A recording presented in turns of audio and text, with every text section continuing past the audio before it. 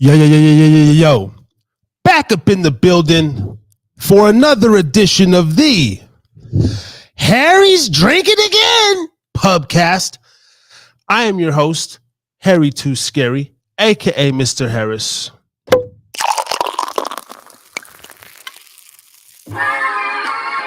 And tonight, the 91st edition of TNR, baby.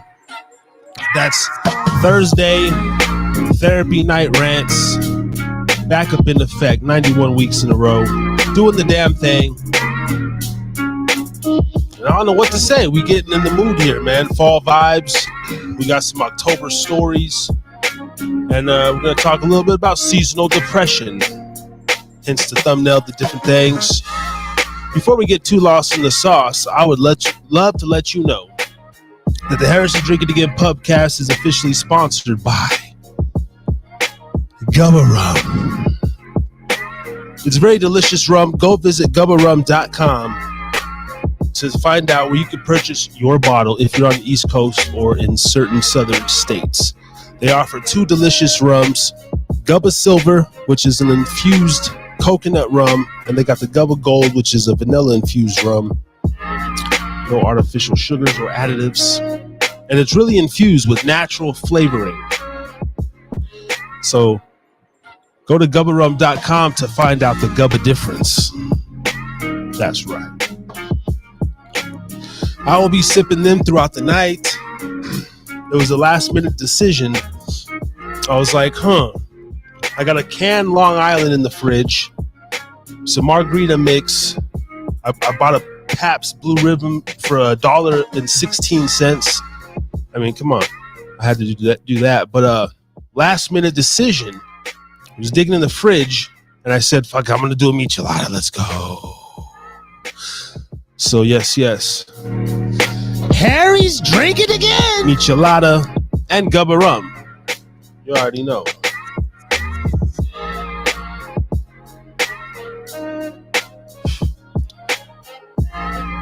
Somebody already let the cats in. All right. Thank you so much to everybody. Another edition here. Brother Ray up in the building early. Hold on. We got some damn gnats and shit. I might actually have to close this door. Damn. I'm going to have to do it. The lights is too bright. Give me 7 seconds.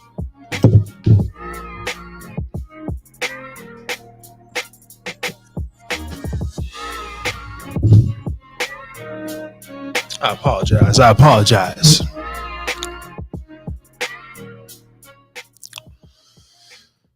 All right. I sent the link out in our Facebook chat, so we might hopefully get a couple people in and out. But nonetheless, I am Harris. Thank everybody for tuning in, whether you're listening now or in the future. Here we are, the 91st episode. I'm closing in on 100, and life is life. Ups and downs, different things. I've been trying to be very consistent with this, and that's one thing I've been talking and preaching a lot. It's like, consistency and everything. And 104 shows in a row was the goal, right? 2 years. And so putting together a few shows for the 100th episode. I want to make that real special. Got a couple unreleased interviews that will be coming out. Other than that, I actually thought today, I was like, damn, I might have to take a little 2-week vacay after the 2-year mark. But then I said, well, what the hell? No, let's plot before that. And then if we need to reorganize the show, we will do that. But it's just been an interesting journey. I'm going through a lot of the footage. Also going to start working on the end of the year clip again of all the events and podcasts and people that have taken place during the year. So some fun stuff. We also got the Clips channel up, Hida Clips, nothing but shorts for all you ADHD individuals. And I believe we just cracked the 300 subs this week as well. So thank you to that. Let's drop a bomb for that real quick. And we're just going to continue grinding, continue climbing. Saturday and Sundays now, you can catch us on WDJYFM.com at 11 p.m. Same time, 11 p.m. Eastern, 8 Pacific. Gives you a whole different perspective of the show, audio only for now. But shout out to Hype Media Global. Doing the damn thing.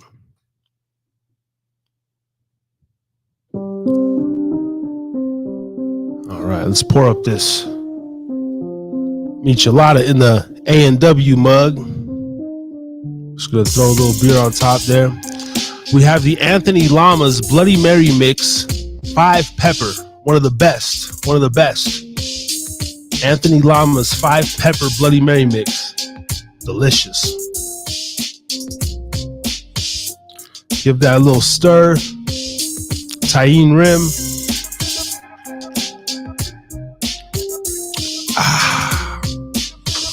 Oh,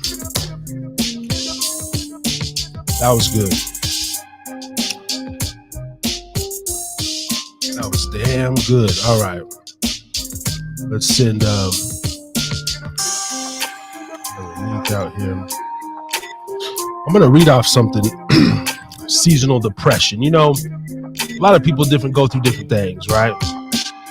Some people, you know, I don't use these terms for myself much anymore,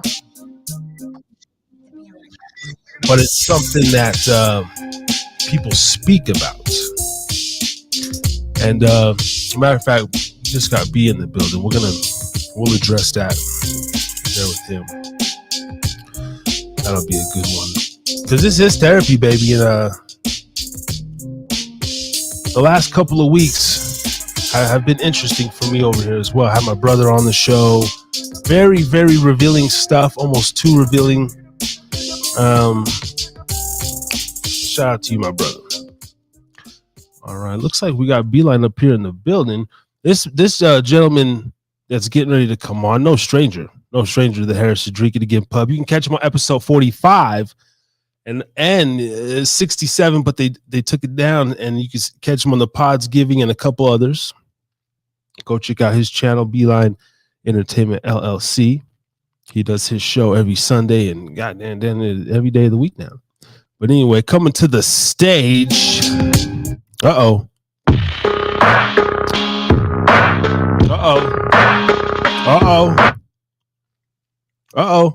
B. I was getting ready to hook him in too.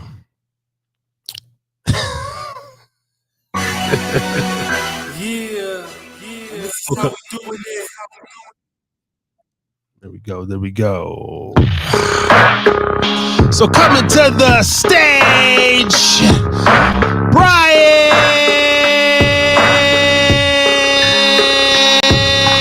Beeline. Back in the building, brother. Back up in the building. Trying to figure out I'm here in a minute. I'm trying to figure out I can't hear you yet. I don't know if you can hear me.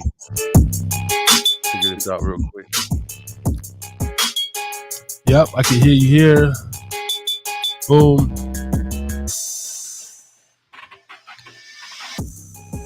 I could hear you in the beginning.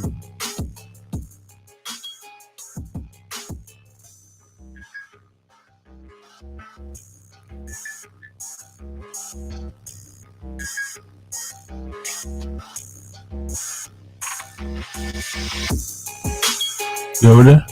All right, there we go. Y'all good? All good, brother. What's going on, bro? All right. Been a minute. I ain't been on here in a minute.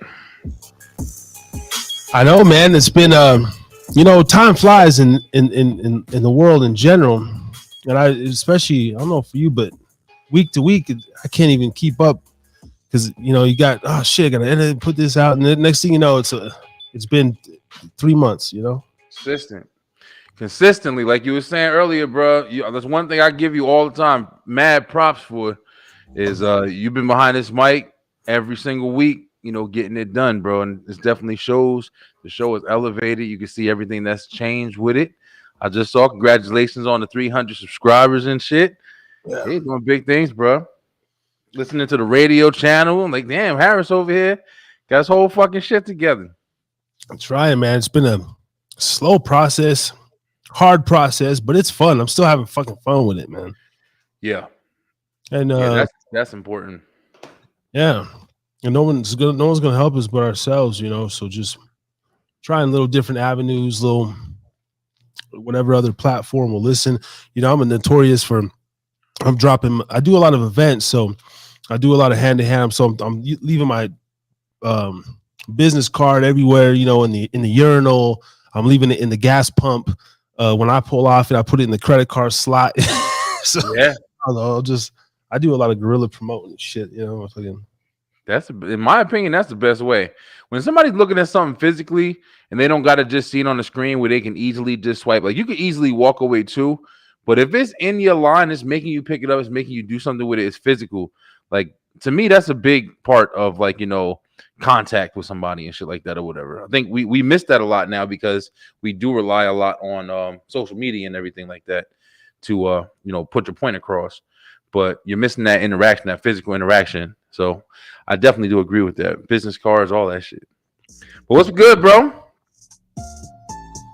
Man, I've been getting not a little bit more personal on the show. I had my brother, one of my half brothers, on the show last week. We didn't grow up together, but we reconnected later in life, and then we didn't talk for a few years. Had him on, so that was interesting. And I got a 15-year-old stepdaughter too, man. So we've been dealing with some stuff, with teenagers shit. A few things been ailing me around the house, home life, different things. Today was a pretty decent day because, every day is a good day, but a lot of stuff, communication. You talk about it, and then I'm the type of motherfucker too in my house and my relationship, like where, I'll let stuff maybe bottle up only for a little bit, whatever it is. Baby, I woke my girl up about 3 a.m. or something the other night. I couldn't sleep, man. I'm sitting there, a lot of shit weighing on my brain, and I'm thinking of my podcast too, Pubcast. Sorry, I gotta keep Pubcast, motherfuckers. And even the negative thoughts start coming in too, and I'm over here like, man, hating on myself, right? And I'm just like, why are you even doing this? There ain't nobody listening. Like, you over here, 2 years in, blah blah blah, all this stuff, and I'm shaking it. I had to wake her. Hey, wake up! I just need to talk for a minute. Shit, and get this shit. I feel a negative aura right now. Just boom. We talked about some other shit, and then everything was done, right? Yeah. And that's one of the topics tonight, kind of like seasonal depression, October stories, and fall vibes was what I put in my little topic. And because for me in general, I've been getting better the last few years, but probably up until 30 or so, my birthday's in September. So I generally do go through a very dark kind of period. A lot of drug use has taken place in that fall time. It's dark, it gets cold. I don't know, man. It gets spooky time. A lot of my shit. Cheating and different things. I've a lot of fucking around. There's something about that fall vibe. Even though I love it, I love fall clothes. I love the weather, the events. Yeah, the change. Yeah, I love that shit too. I love it. I love it. Always represents change to me, bro. Whenever the seasons change, like it's a hard change too. It's not like you go from summer to everybody's outside, it's fucking hot. Everybody feels like they got to be outside, something to do. It's nice out, so you consistently want to be involved in shit. Especially when I was younger too, like my 20s going into 30s and stuff, shit like that or whatever. I was fucking reckless when I was, younger and stuff like that. So I did a lot of shit. I was involved in a lot of different things. And I came out of it, and I always say lucky. I was lucky to not be in as bad a situation as some people that I know. We're fucking dead, to be honest with you. But getting older and then having my son was like, that was the biggest thing. I always tell everybody that's like the biggest thing that kind of changed my life, like 360, yo. Like, cause I moved to Georgia, got away from like my old like, stomping grounds and shit like that or whatever, and was like forced into a life change. And that's why, growing up, going from that depression, stage or whatever, because everything that came with that, me having to literally be completely somewhere where I don't know nobody, I'm by myself pretty much for the last 10 years, to building from that and allowing that to happen, not, drearing on it, not staying on it, just allowing it to fucking happen. Whatever was happening, just keep maintaining the best way that I could.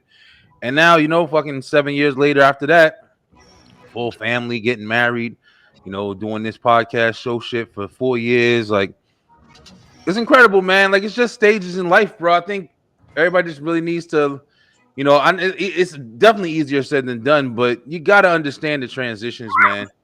Transitions happen and learn how to just adapt to them shits, man. Like you were saying, being able to see fall coming and then knowing like the different mentalities you had in those previous periods. Like, just because you had it back then don't mean you need to keep having it. Like, it happened, but what's happening now?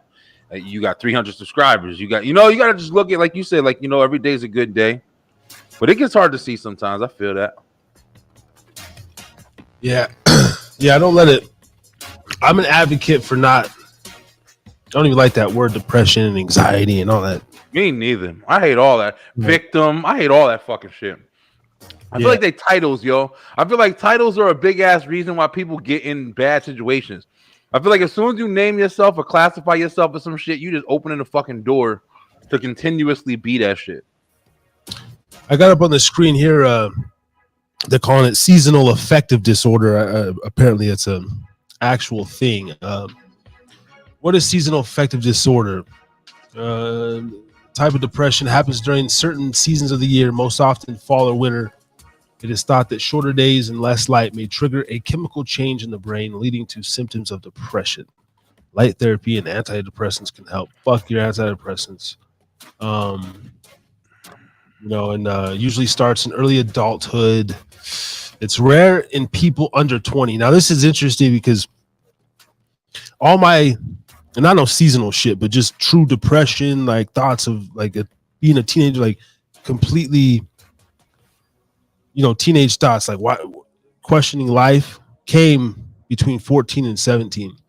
And I have friends recently, shout out to the homies, man, will remain unnamed, but who kind of like, it's like, yo, man, it seems like we're kind of, some of them are like reverting as they get older, like, yo, you letting some crazy shit affect you, to where I'm on this kind of like a high horse, man. They even told me like, because you think you're better than everybody, and now, and I said, well, it's not even that, dog. It's just like I'm really figuring different shit out, and I'm strong. I've always been strong-minded, bro. I don't need, this is my pill. I mean, fuck it, whatever. But like, this would be my doctor, in some way. Some people, they can't. You drink? Yeah, drink, smoke. Like, I equate that to, I could very easily go get some mood stabilizers. I've been on Depakote, all that shit, the Zoloft, the Prozac, but I always felt trapped like a prisoner, Yeah. And I'd just rather be a recreational drug user, if anything. It's funner. But I just wanted to break out of that big pharma chain, man. Yeah. I listen, bro. And more power to you for doing it. I think it's definitely the best thing to do. Even what we're looking at right now, and not to knock anybody, and you always want to be able to have, something to relate to or something to kind of look at and kind of answer your questions. I think it's a lot of times a big problem with us. Whenever we got something going on, I mean, you could have a crack in your back or whatever, you know what I'm saying? Just any fucking thing.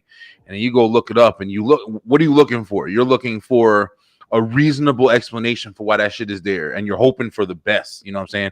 You don't want to see, oh, I got a pain in my shoulder. And then you look on there, oh, it's fucking cancer. You're dying tomorrow. And you're like, oh, fuck. Now you're screwed. Like, you wish you didn't check now. But you're looking for like, oh, I got a crack in my shoulder. You're looking for that relatability. Like, oh, everybody gets it. Don't worry about it. It'll go away in 3 days. And now you can relax. The ease of your mind is set. so you don't have to worry about anything. But that's one of the reasons why, man, when I went through my shit, I had my health scare situation the previous year, I think it was, and I thought I had fucking cancer. I thought I was dying. I was done. And I went through doctors. I went through every fucking thing. And that was the first time I had to really face health shit with doctors and all that. Listen, bro, fuck doctors, man. And I'm not trying to say for everybody, but I'm just saying my experience having to do that one time, they made me feel worse than anything.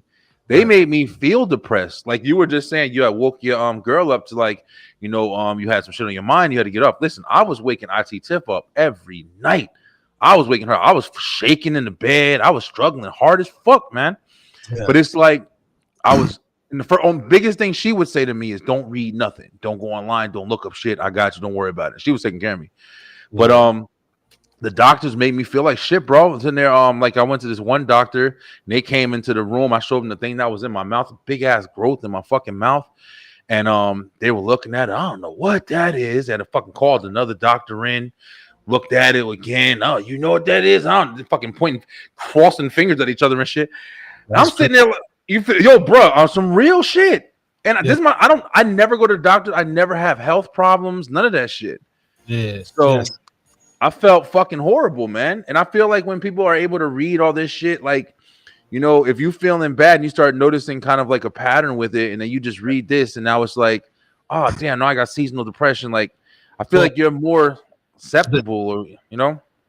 No, absolutely. I'm reading this right now, and I'm like, so. You know, and I think the seasonal shit is some bullshit. Like the seasonal effect of this, that's some bullshit. But the following are most common symptoms: increased sleep and daytime drowsiness, loss of interest and pleasure in activities formerly enjoyed, social withdrawal, irritability, feelings of guilt and hopelessness, fatigue, low energy, decreased sex drive, decreased ability to focus or concentrate. So, I mean, these are a lot of things that you could put them under another disorder, but I ain't got none of this shit right here. I'm just bringing this to the table for as far as, you know, I have had an increased appetite and I do be wanting some sweets. Bro, and then fucking some Starburst right now. I don't know, maybe I had to go grab some Starburst. Yeah. I got some drink. I got some dried pineapple actually. Oh shit, yeah, I fuck with that too. For the show later. But I generally don't have any of these or anything. But there is some little forces that I feel come around. They come around especially out around the harvest season, man. Around, you know, a little October, November. Yeah. And not just that. When I was like a single man, I used to get a lot of play, like around my birthday. I used to always meet a chick or something around October, November. You know, and then usually break off something around December, January. Have a little dry month or two, and then springtime, you know, you find someone else, or just weird shit be happening. I remember just walking in a brisk October night, I believe just after my 18th birthday. It was like the first time I got arrested. I was just walking. I was being a black man just walking at night. But I did have a warrant, failure to appear or some shit. So yeah, just like weird. Do you have any specific stories, like, you know, like, or in this month, or, you know, anything like that? Like, yo, every year or something, like some shit be happening to me in the fall, or like. I mean, yeah, I definitely do now. But I kind of know the causes of it. You know, that's the biggest difference or whatever. I do want to say before we say that, what you're saying, yo, we known each other for over a year now, bro. And one of the biggest things we did, you know, to really kind of build a bond, in my opinion, was the big Thanksgiving spectacular thing that we did, you know, that last year. And I was actually, you know, I wanted to reach out to you and actually say, I'm actually inviting that again.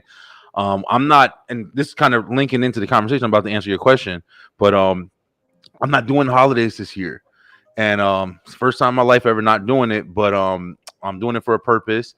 And I wanted to actually do that extravaganza. So I was going to, you know, start it up. And please, I would love to have you on, and, you know, even Stead, if he wants to get on, and, you know, just kind of build that shit up again. And as many people jump on, like, do that shit all fucking day. Yeah, no, that shit was fun. It was a lot of fun. See about that as well. You're gonna do one on your channel on Thanksgiving, or I I was see. yeah, I was gonna try to do the whole day like we did like you really hosted it last year. Yeah, I was thinking about it and just doing it since, like I said, I'm not celebrating this year. yeah, So that's what I was thinking of it. Like I gotta do fucking something, bro. But to answer your question with why I'm responding with that information now, um me and my fiance, like, we getting married, we're supposed to be getting married next year. And one of our biggest challenges is her, her beliefs and her like what she follows. Like, she's a Hebrew Israelite.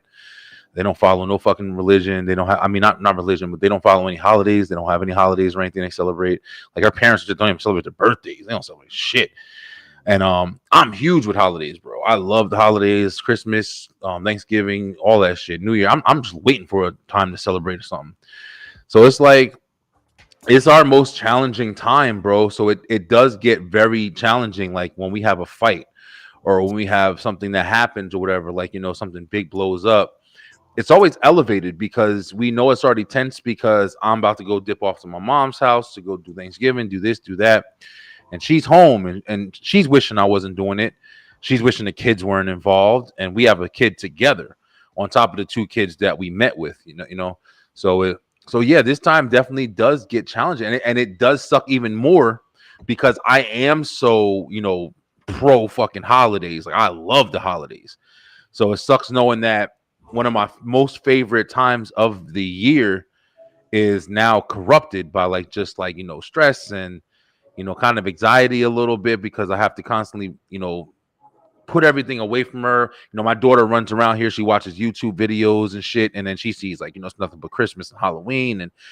And she comes out, she'll talk to me, Daddy, look, Halloween. I love this. And I'm like, yeah, baby, I love it too. And she goes to her mom, and her mom's telling her, oh, it's demonic and all this other shit. And I'm like, we constantly have to have these fucking, these separated viewpoints. And it's very fucking challenging, man. But, you try to find the reasons why you do it. So yeah, this time definitely does kind of, has its moments, yo. But I try to just look at the best of the shit. Like, we working it out. We've been definitely working it out more. That's why I volunteer. Like, all right, this year I did it really big last year, and like her family kind of got involved, and it's fucking frustrating. So I said, what, fuck it. This year I'm not gonna do it. But I made it known after this shit, you deal with it, motherfuckers. We could even going forward because I ain't doing the holidays is my shit. I ain't fucking around. But yeah, it's challenging. I get that. Like, I don't give a fuck about holidays, just like a fu to the corporate world type of way, and just yeah. I get that it part of it is tomorrow, especially this time, the Day of the Dead, all this crazy shit. But oh yeah, but at the same time, like I like the buy-in of it as well. Like, it's for as much as a conspiracy guy I am, like having kids, it do be fun, man. It I feel a little bit of warmth that I used to feel when I was a kid. When I see him get excited for it, I'll take him on all this stuff. I just tell him, I'll buy you like one or two gifts. I'm not a big present dad, but like I like that. Let's make hot cocoa and fucking just like make cookies and shit. You know what I mean? And I love it, bro. Movies on a snowy day. That shit's tough. Ain't nothing wrong with it either, man. And that's the thing that sucks. That's the thing that sucks about just, I guess, paying too much attention. And I guess, I don't know, it's difficult even to talk about now. It's like, I understand, some of the deeper history with it because of her, more than anything. But at the same time, it's like you said, bro, it's enjoyment, man. It's never meant any of the bullshit that, I guess it was brought upon or started with or whatever. It's never meant that to me. It's always been a joyful time. We were always big, spoiled ass kids, getting hundreds of fucking presents. I try to pass that down. Like, even now, I still do it. Like, I can't. I'm not celebrating, but I'm over here buying my kids something every 5 fucking minutes now. Shit, look at this shit right here. I just got this shit from Amazon. This is a fucking real sharp ass katana, bro. I used to have a fake one when I was young. Nice. We're in this program for Amazon where we get free shit. We get 3 free things every single day from Amazon. And we gotta just do reviews on it. Shit is fucking incredible. We stay loaded up. But Yeah, man. I mean, I'm not depressed. I definitely wouldn't categorize it as depression, but Yeah, it is more of a. I can understand why these times are harder on people because they are more of a family-oriented time in our country. and it's weird too. Not to get too off into the political shit, but these motherfuckers is driving us into two different, wars right now, Mm, and then this Taiwan shit's about to kick off. So yeah, we're yeah, going into that cold winter, and it's an election year, yeah. and they're talking about bringing, and then so people are like freaking out, and then what are they gonna pull to stay in? So it's gonna be. I'm in a process of my life, without saying too much. Like I'm uh, downgrading a lot, and of different things, but trying to set myself up in a position here where I'm basically me I knew it's a little coming. homestead, Oh yeah, together, but I gotta, yeah, we're doing some small things, but like it's getting fucking weird, man. It's getting weird. yeah. It really is. And like you said, do you mean you're trying to like start staying home more and doing more in the home and shit like that? No, like so I got a little small little thing of land, a little patch, right? A Okay. little acre or something. But I'm so I'm wanted. That's my little doomsday thing. So all my money now is like refocusing to building outside of the city here. You know, Mm. eventually, just when all the other stuff, when these cities really do collapse, man, and it just gets too much. You know, Yeah. like I don't in Florida, man, or in Georgia, but I'm over here at the Food Max, not too far from here, and $7 for a box of Frosted Flakes, bro. Bro, it's fucking crazy. Beyond crazy.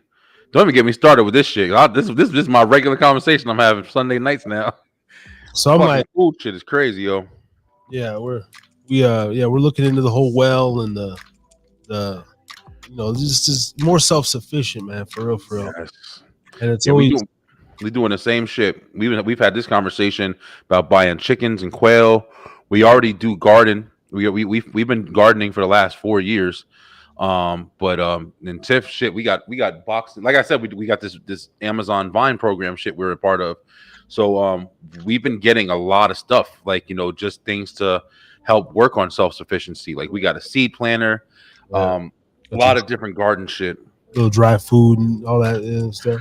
That's something I'm trying to work on next. I got two big ass bags. They're right over there. Two big ass survival bags right now that I got just a whole bunch of different shit. If I ever need any kind of like quick, if we got to just dip the fuck out and just be in the forest or woods or something Yeah, like that. yeah, I have all of that shit. yeah, Yeah. yeah. Yeah. You need it, bro. Like you said, you never, bro. Anything can happen, man. Anything can fucking happen, especially now. Like you see, one of the things that's fucking me up recently is, and I'm not one of the politics guys. Like I'm not at all. But you can't ignore this shit right in your face. Like all that shit with Israel and all that stuff right now going on. And I follow this guy on Instagram, and he's really, really, really into like spreading it. Like, and he shows like the straight up graphic pictures of fucking dead babies, like everything. And I see it because I like the realism. You know what I'm saying? I don't want to live in a fucking bubble. I don't want to be the person who doesn't know what's really going on. Like you hear about war, you think about Saving Private Ryan and shit like that or whatever, and you think about the movies and you think about the media aspect of it, but you don't think about what the fuck is really happening. You don't think these people are in their fucking house going to bed, you know what I'm saying, and then waking up from a fucking missile blowing up the whole fucking area where they live. And these motherfuckers is dead, man. These motherfuckers holding their dead kids just walking around and shit. Man, we better stop, because if they ban this show, I'm gonna be fucking mad. Y'all been on the show 3 times. Yeah, Banning every fucking thing. Bro's getting some. Nah, I know what you mean, man. Well, no, it's tough. I was listening to another show earlier, and they brought up a good point, or whatever. But with this border thing, right? The loose borderline, they were talking about the last few years. Like it's so loose that we don't know what kind of sleeper cell terrorist group is already in this country, Oh yeah, sitting dormant. And then once we forget about what a few years, we've let so many different people in that they're building shit right here. I mean, they could just pop out on us like boom. All right. Yeah, yeah, absolutely right. They said it's over like 100,000 fucking people that they lent army ready, men and stuff like that. I've seen multiple videos on that shit where it's like they've literally. It was one video where they were saying like they were going with a microphone. They were like, "Hey, where are you going? Oh, I'm there. I'm supposed to be going here." And they have all these camps that are set up just for them to be wherever they're doing. And like you said, sleeper cells. Like you don't know. I personally believe that these are people that they're getting ready to, start for when the war happens. There's no way that a war is not going to happen. There's no fucking way. It's already started, basically. But I do think that these are the people that they're having to fight for us because they know we ain't gonna fucking fight. I definitely believe that firmly. I don't trust the government. I don't know. They probably will turn on us as well, but I think that these are going to be the army that they're going to build because they act like the army is so big and they say it all the time. And I think it's a big statement. And I think we do have an army for sure. Like there's definitely hidden shit. But remember, man, back in the day they were drafting motherfuckers, yo. They ain't drafting motherfuckers now. You think they're gonna draft them motherfuckers? We can't even get our fucking sex right. You think they draft them motherfuckers now, bro? Well, I mean, I think they might have to do a draft because of that. Nobody wants to go. They have to keep lowering the standards. I remember when I was 18, I checked into going. I didn't really want to, but I checked into it, and because I was on all these pills and stuff, they weren't accepting me in on because I had disabilities, like stupid shit. So now, but they keep lowering the fitness test. They keep lowering, like, man. By the time we need some people, they're trannies, dogs, fish. Yeah, man, anybody, man, everybody, man, women, kids. I mean, let's have my big ass up there. I ain't doing shit. Or just really let us stand on the Second Amendment, man, and just let us like form neighborhood type militias and don't fuck with us because we really need it. Whether you live in an apartment complex, go get the big dog, the hustlers, who running shit. Okay, tough guys, trap boys. It's time to really defend from some real ops is coming. Shit. The real ops is coming. For real. Like that's the. Yeah, I don't know, man. Like, it's funny how shit like that will bring motherfuckers together, though, man. Like on some real shit. Like I know it's easier said than done, but there's no better like equality that's going to be formed from a common enemy that arrives and shit. You know what I mean? Like I don't care who you are. If you in a situation where you in your neighborhood and some other even if it's small, it don't even got to be a giant army shit. Even if it's small, but if you in your neighborhood and you might terrorize the motherfuckers in your neighborhood forever, if another motherfucker come in your neighborhood, you're gonna be the first motherfucker. Who this nigga think he? You know what I mean? Like I've seen that shit personally, but it is interesting. Like that kind of awareness. I think that's a smarter tactic because you want to hold your fort, man. I don't want to never leave my family, and I'm the first motherfucker fighting, for my family. But to be sitting there just having to go and transfer somewhere, to be digging in a fucking hole and sitting there, that ain't my shit, man. Let's say, you're outside of Atlanta, where I'm outside of let's use Vegas for a popular reference, and let's say there's something sinister is already formed to where it's not necessarily we got to leave to go fight. The fight is already here. They don't let these people in. Boom. And so there's a call to action. All Americans, arm, go to the schools, go protect, like where the government and the police are a state of emergency. The governor's saying the local police, well, these guys are already in your city. So you go and, tell the community to defend themselves. No charges are going to be brought upon American people. Like there's actually a physical enemy like that. That would be scary as fuck. But that would be scary as fuck. But if there was already here, like literally, like you don't know, like lock your doors, because there's these people just riding through machetes and shit. Like they already decapitated like 4 fools up over on 34th. Like and there's more of them. And, it just pop out or come to find out the cross the street neighbor that moved in 6 months ago. He's one of them, and now he's, Mm. you know, Yeah, for real. Do you so ever think of shit like that? Like, do you ever like realistically too? I don't mean like just like movie shit. I know I'm talking about all the fucking time. All the fucking time for me too, bro. Think like I seriously think about the most tripped out scenarios. It kind of weirds me out because I don't watch a lot of. I guess it don't take watching anymore. It's just you formulate these things in your mind, and then I just be thinking of hella. The other day, I literally dead ass thought I was getting followed, bro. Like for real, because I be driving, and sometimes I do be slipping driving. I be slipping bad, bro. Like Yeah. you know, I'm nobody, right? You just slip, but sometimes I'm like, yo. So I caught myself, and there was just a car that made a few too many turns, man. And so I sped up, and then I did another turn. Okay, they did it again. I just pull over, and I'm like weirded out, and I just keep on driving, do another U-turn.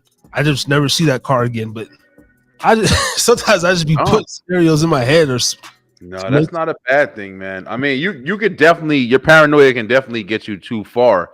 But I don't never knock anybody for being cautious and aware, bro. Like that shit will literally save your life. It'll save your family's life because at the end of the day, you just don't know what's going on.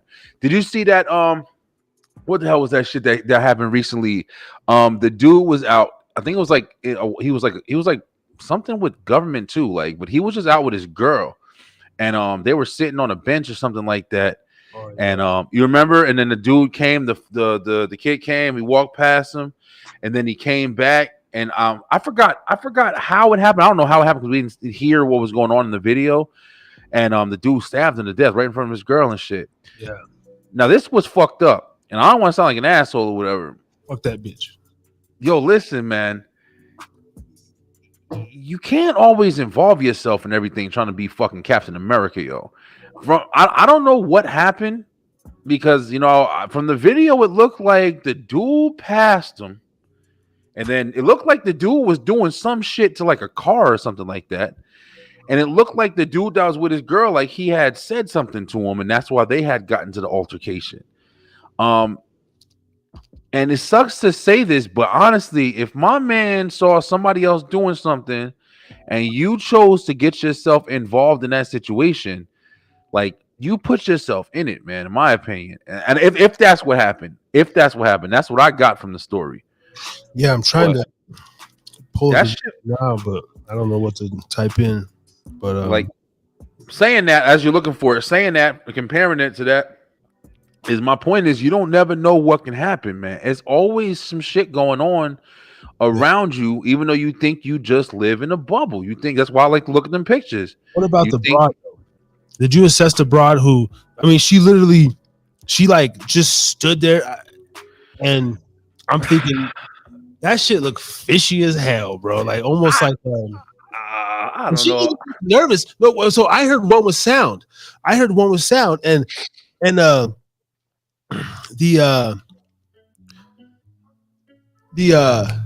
guess the guy's sister or something, she comes up. This lady comes up, you know, looks at him, looks at her, and she's like, I'm sorry. Yeah. Sorry. It was his girlfriend. It was the killer's girlfriend.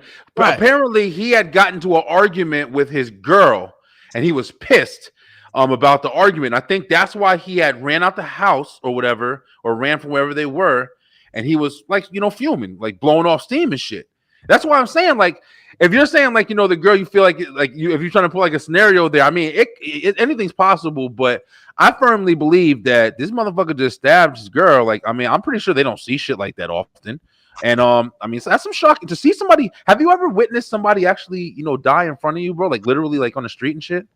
Oh, bro, I've watched somebody fucking die. I've like literally, and on some real shit. Me and my brother was sitting on the porch, and we had just saw this day was fucking crazy.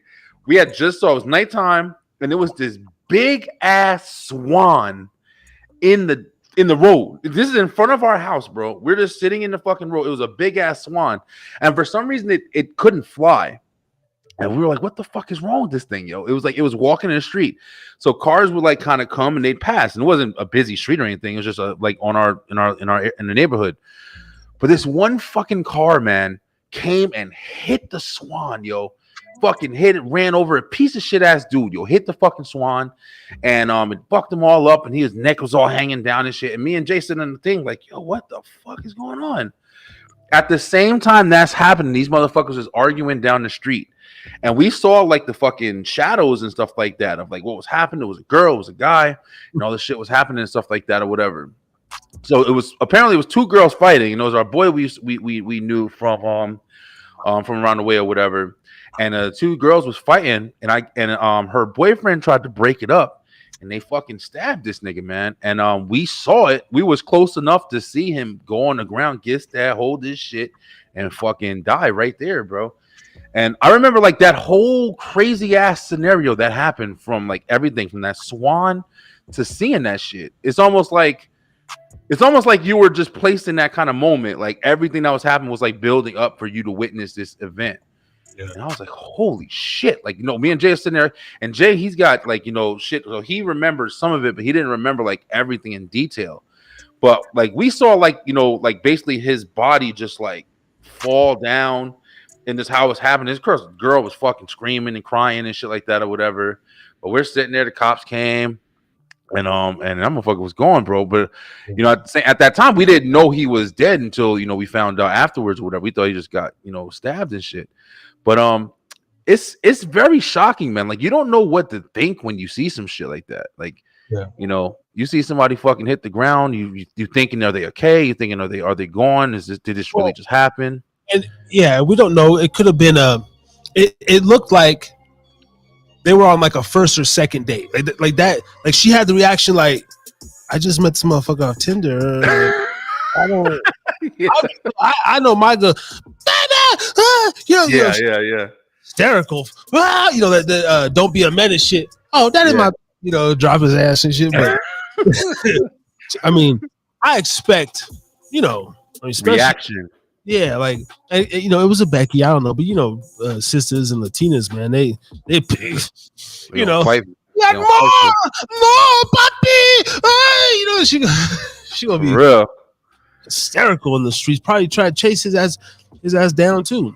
Yeah, you actually right about that, because even like in the beginning of the video, like first of all, it was like at night, and they were like sitting on like a bench or something, like some goofy shit. Like, who the fuck goes and does something and sit on a bench in front of like us? It didn't look like there was no in like they were in a park or some shit. Like they were just like on the street. Yeah, yes. It wasn't even shit really. So yeah, you're probably right. They probably were just kind of like, you know, people who got together. We probably absolutely fucking wrong. But I'm saying you can contemplate, you know what I mean? Like I just look at the reactions, different things. I'm like, that's what I'm saying. And because I mean I could I that makes sense.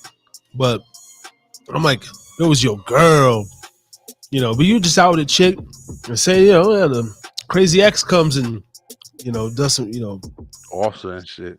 I'd just be like, yeah, I don't know, man. I just met, you know, I don't know. Yo, would you fight? If let's paint that scenario. Let's say on some real shit, you had a girl and you started dating her. She was cool. Y'all was feeling each other and shit like that or whatever. And then y'all out to dinner and shit. I'm already feeling her though. You are. I'm saying like, let's just say, just to add that extra piece on it. Let's say you feeling it. You like, oh man, we've been out about 3 times. Like I'm feeling her. Like she cool. We've been talking every night and shit. It's real. You feel me? Okay. And then all of a sudden it's the 3rd date, and some swole ass nigga come over. Not even swole ass nigga. Fuck it. I ain't gonna add extra. Just a dude come over. And he's like, yo. So this he saying that. Oh, so you doing this shit now? You fucking with this? So we over, right? So we over because you out on a date and shit. And old girl sitting there like, fuck, Roger's here. What's your reaction? Let's get you first. Then we'll jump on my shit. Let's see how we matching.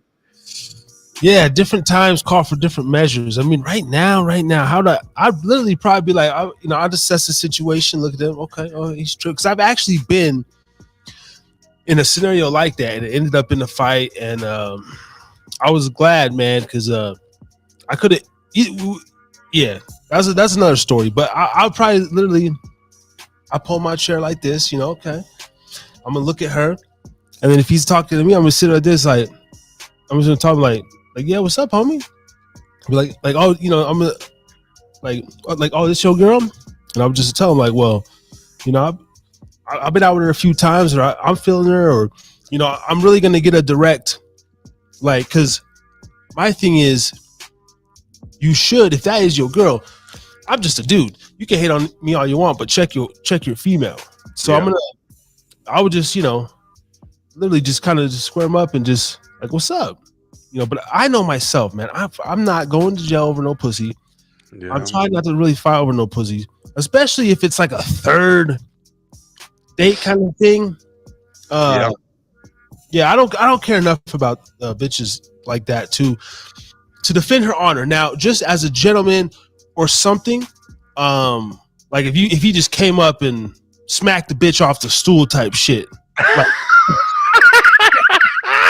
like you just sitting there and the on the floor. I might laugh.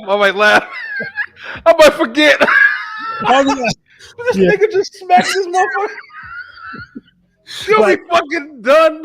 Yeah, but by you know, I'm gonna jump up. Oh, what the fuck you?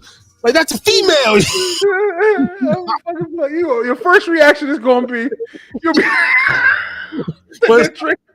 drinking your beer and shit. Yeah, no way. Mom. Yeah, bitch, this shit. Yo, that might be enough. Like, all right, if this motherfucker's crazy enough to do that, like, I'm out. Like, I might have to leave. Like, this nigga for real. How many days you been on, bitch? 4? You get smacked off the bar stool? I think I'm out. Fuck that shit. What up, man? Well, Eric G, he cool as shit. Yo, listen, bro. Yeah. On some real shit, though. On some real shit. Honestly, I might have to say, if I'm out and I'm feeling it, like, you know what I'm saying? I like to put myself in really real explanation. Like, let's say with me and my fiance now, like, let's say I'm out on a third date with her. I knew shit was going really well with her from the beginning. So if I had that same feeling, and then her, and which she does have, her, you know, not to put too much information out there, but her, you know, baby dad or whatever, he's kind of out there. I never met him personally, but I've talked to him a little bit.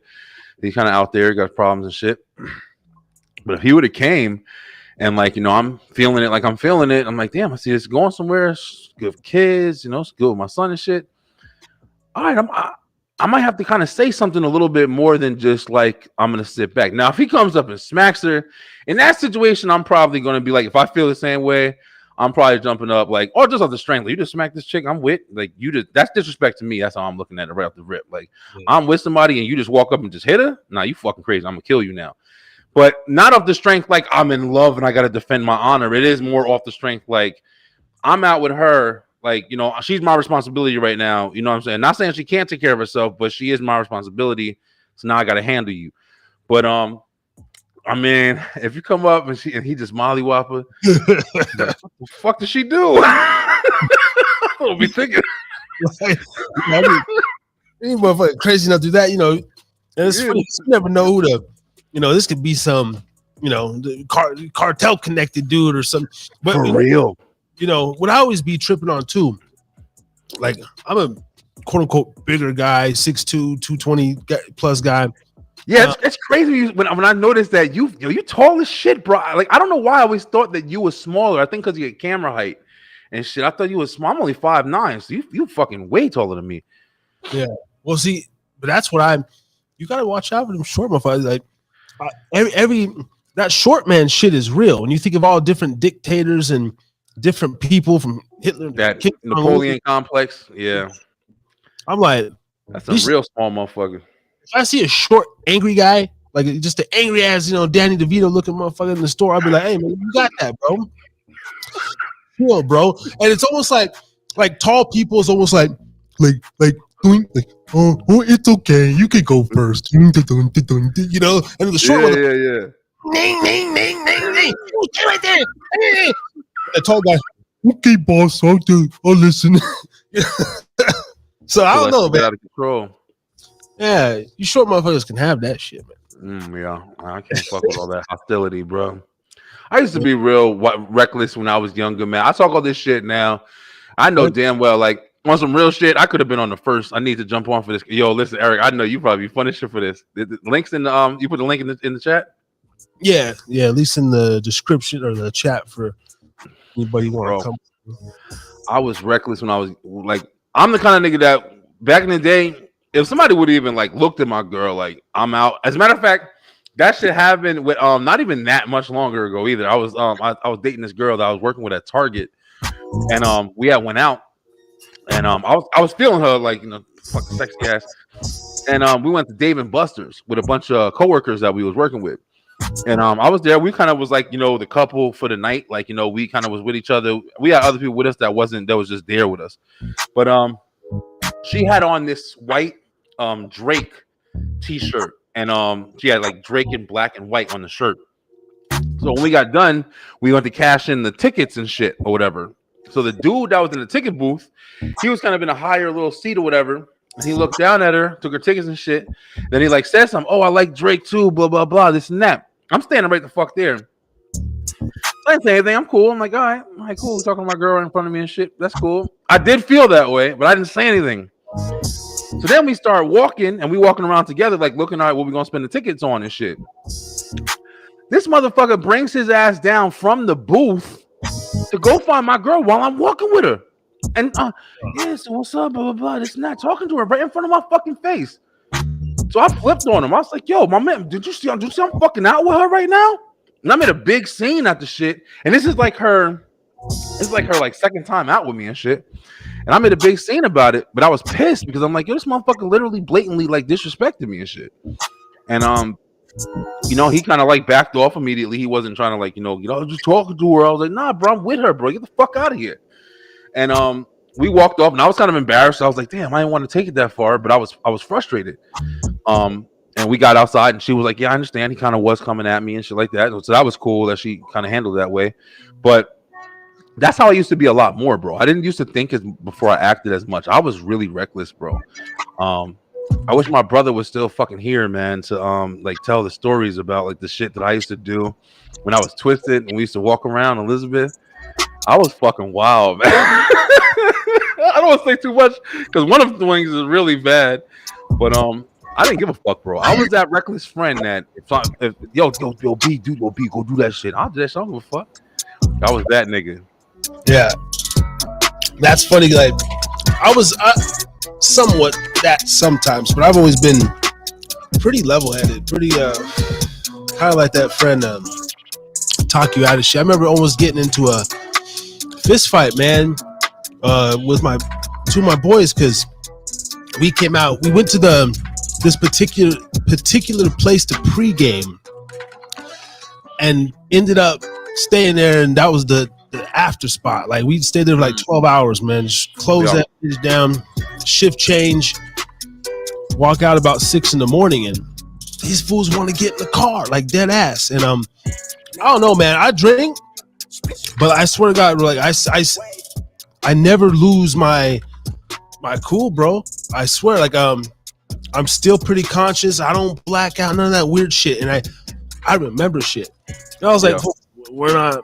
You guys are fucking stupid. We're not driving. I played something like, all right, well, fuck it, I'll drive then. I trucked them motherfuckers, bro.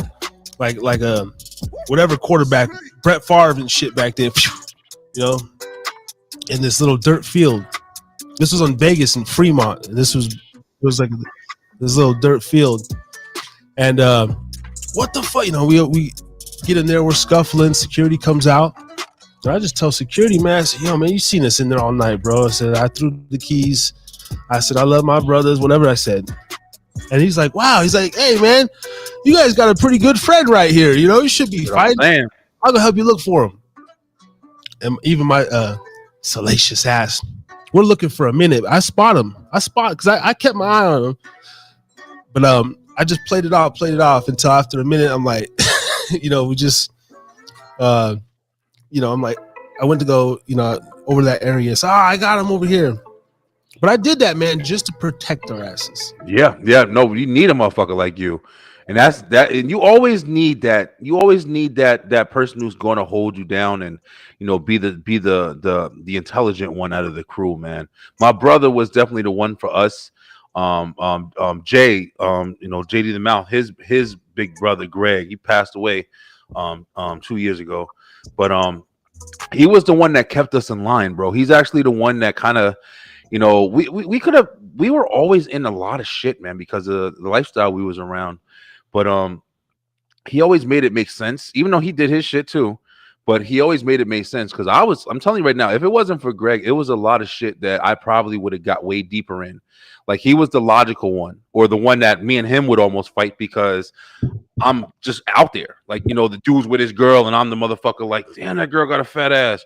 Saying that shit because I don't want you to hear me, but I'm also not scared if you hear me. So I'm going to say it loud enough for it. You know what I mean? Which is fucked up. But that was how I used to be, man. I was really reckless with shit, yo. And I didn't care. I didn't give a fuck. Like that was my mentality. That was the mentality I lived by. I don't give a fuck. I'm gonna if I want to do it, I'm gonna try to do it. I'm not gonna let shit stop me. And I grew up from that shit a lot because I realized the challenges and shit that happened. Like I said, my son and the lifestyle that I had to change and live and evolve to and shit. That shit changed me a lot. And I ain't that person no more. All the way. I can still be that motherfucker, but I control it a lot better now. A lot better. For the better. Yeah, I was the same way, man. I think we weren't supposed to have maybe children until we were able to take those on. We got Eric G up in the building. First time this gentleman will be on the Harrison Drinking Again pubcast, but we are in a group together and do some networking. So let's bring this gentleman on here on episode 91. Getting up there, bro. You caught up to me. Coming to the stage, Eric G. What's getting it in? What's going on, my man? What's good, man? How you doing, man? Doing well. My name's man. Harris. Or Harry. Too scary now. What's up, my brother? How you doing, though? What's good with you, Big Harry? How you doing, brother? What up, man? What's up, Big B, man? That's my big brother right there, man. What's up, man? Chilling, man. Hey, so hold on. So wait, y'all. So I'm getting off of work. I said, let me tune into the show real quick, see what it's about. And all I'm hearing is somebody smacking that bitch, and then somebody's too short. And I'm like, yo, hold on. Flag on the play. I ain't no damn way. None of that shit going down with me. So we gotta change this up. Like yes, sir. Yeah, we're talking this shit. Yeah. And B, man, let me tell you this for true. B, you do got a short man complex, brother. Oh, like, cause ain't no way in the hell. Like, I'm 6'3". I'm 6'3", 280. You big ass niggas around me, yo. Ain't nobody fucking with me. No, man. Go ahead. I'm sorry. Well, for that story, you're the guy who the big motherfucker swole slapped the bitch off the stool, and then me and P scared me like, damn. But no, let me tell you, I never been that type of way though, man. Like, I never been the type of dude that like, yo, if I see my ex girl or whoever I'm supposed to talk to, she with somebody, I ain't gonna get mad, bitch. I'll holler at your sister. Like, that's what I'm gonna do. I'm gonna holler at your aunt. But that's what it was. I can't do that. Yeah, I feel you, bro. He placed it like the third date. I mean, if you're just feeling her and it's like the third date. I mean, as a realistically speaking, I'd still jump like after the shock wore out. Hey man, what the fuck? And I mean, it depends. Say he turns around, a fool and flashes or something. Yeah, I'm just gonna head out. I like the bitch anyway. Cool, man. That shit matters to a degree, man. Yo, listen. Oh, another good point. Here's another good story. I think I've told this shit on your show or on my show. I had a girl. I was dating this girl, and we were at the movies. Me and my cousin Jarrell and my cousin Tyree, and I have my girl named was Chanel. We were standing outside the movie theater. We were looking for a fucking cab. And this is back in, she was in high school at this time, I think. I was like out of high school and she was in high school. Ooh. And I just like graduated and she was still in school. I think. Okay, cool. Yeah. So I would say R. Kelly, but go ahead. Nah. You're not now. But we were standing outside and we were waiting for a cab, and these kids she knew from school or whatever had came over to her, and it was like, you know how niggas are, like, oh, Chanel, what up? And shit like that or whatever. And I'm standing there with her, and I look back, I'm like, all right, whatever, motherfucker. It was like three kids, and one of them was smoking the black and mild. So I'm sitting there, and my cousin turns around and says, yo, that was fucked up. And I was like, what? What the fuck happened? And he said, yo, he flicked the black and mild ashes on her. And I looked and I checked her hood, and yeah, he fucking flicked the black and mild ashes on her fucking hood and shit. So, okay, here we go. Brian B activated this shit. So I walk inside the thing, and I guess they met up with a couple of dudes that was in the thing. It was like 4 or 5 dudes in there with them. And so it was like 4 or 5 dudes that was together. So I walk up, and me, Tyree, and Jarrell come in, and I go, yo, just like this, yo, no bullshit. I said, yo, did you just fucking flick ashes on my girl? I'll fuck all y'all up. We're standing in the front of the fucking movie theater, standing there. I said, I'll fuck all y'all up. Now, when they said that, of course, tough man shit. I took my jacket off, threw my fucking jacket on the floor. The one kid, he went like this, like he had some shit in his pants. My cousin Tyree, the motherfucker who's the promo that I'll be playing before my shows, that got the album out now, him. Right. He fucking goes, he runs up to the kid, right in his face. Where you at? What you got? What you got, motherfucker? You ain't got shit. All in his face and this shit. The kid ain't have shit. So we about to fucking beg. These motherfuckers dip to the back of the movie theaters. They went to the back, so we're like, fuck it. We go back out in the parking lot, talking shit. Fuck these niggas up, man. Fucking too much this shit. We just get in the cab. When I tell you, it was like 40 fucking niggas that walked out of the thing. We had sat in the cab. 40 niggas. We in the cab like, yo, drive. Hey, yo, they called the whole third period on you. That's what they did. Whoa. Them niggas came out the thing like, I promise you, yo. I'm telling you, watch. My cousin's going to bring that shit up when we're on another show. And it was like 40 niggas that came out of the thing.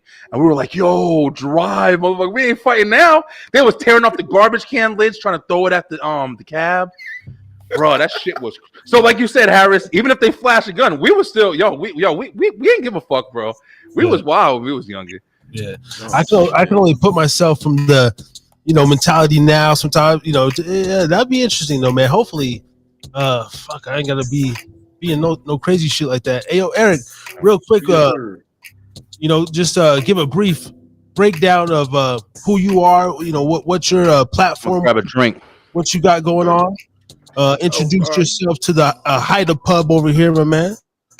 All right, not a problem. Appreciate it, man. Thank you. First of all, thank you for letting me on this late, man. Thank you. Absolutely. Y'all, my name is Eric G. I have the podcast Random Thoughts with Eric G. I'm on hiatus right now. Just wrapped up season 5 with a crazy ass karaoke night. Brian was there, but had just wrapped up season 5. Season 6 would start back in January. Until then, I'm on everybody's shows trying to talk to everybody. But my show, Random Thought, is just like that. It's random. I can do shows about anything. It can be we can talk about religion today. We're talking about sex tomorrow. We're talking about OnlyFans by the end of the week. So we're gonna have we talk about all facets. And I always start the show off with my random thoughts. Just me in the car by myself, and whatever pops in my head, I say it. Pretty much, man. I'm a laid back big guy. You know what I'm saying? Husband, father. I'm goofy. I'm fun. I'm all the above, man. Appreciate it for coming on. Let me come on. Yeah, man. That's similar. I coined this therapy night rants, but started with Thursday night rants, and what I do too, man. Just rant. I drink. We're sipping gubba rum, doing a michelada tonight, and tonight was a little seasonal depression. Fall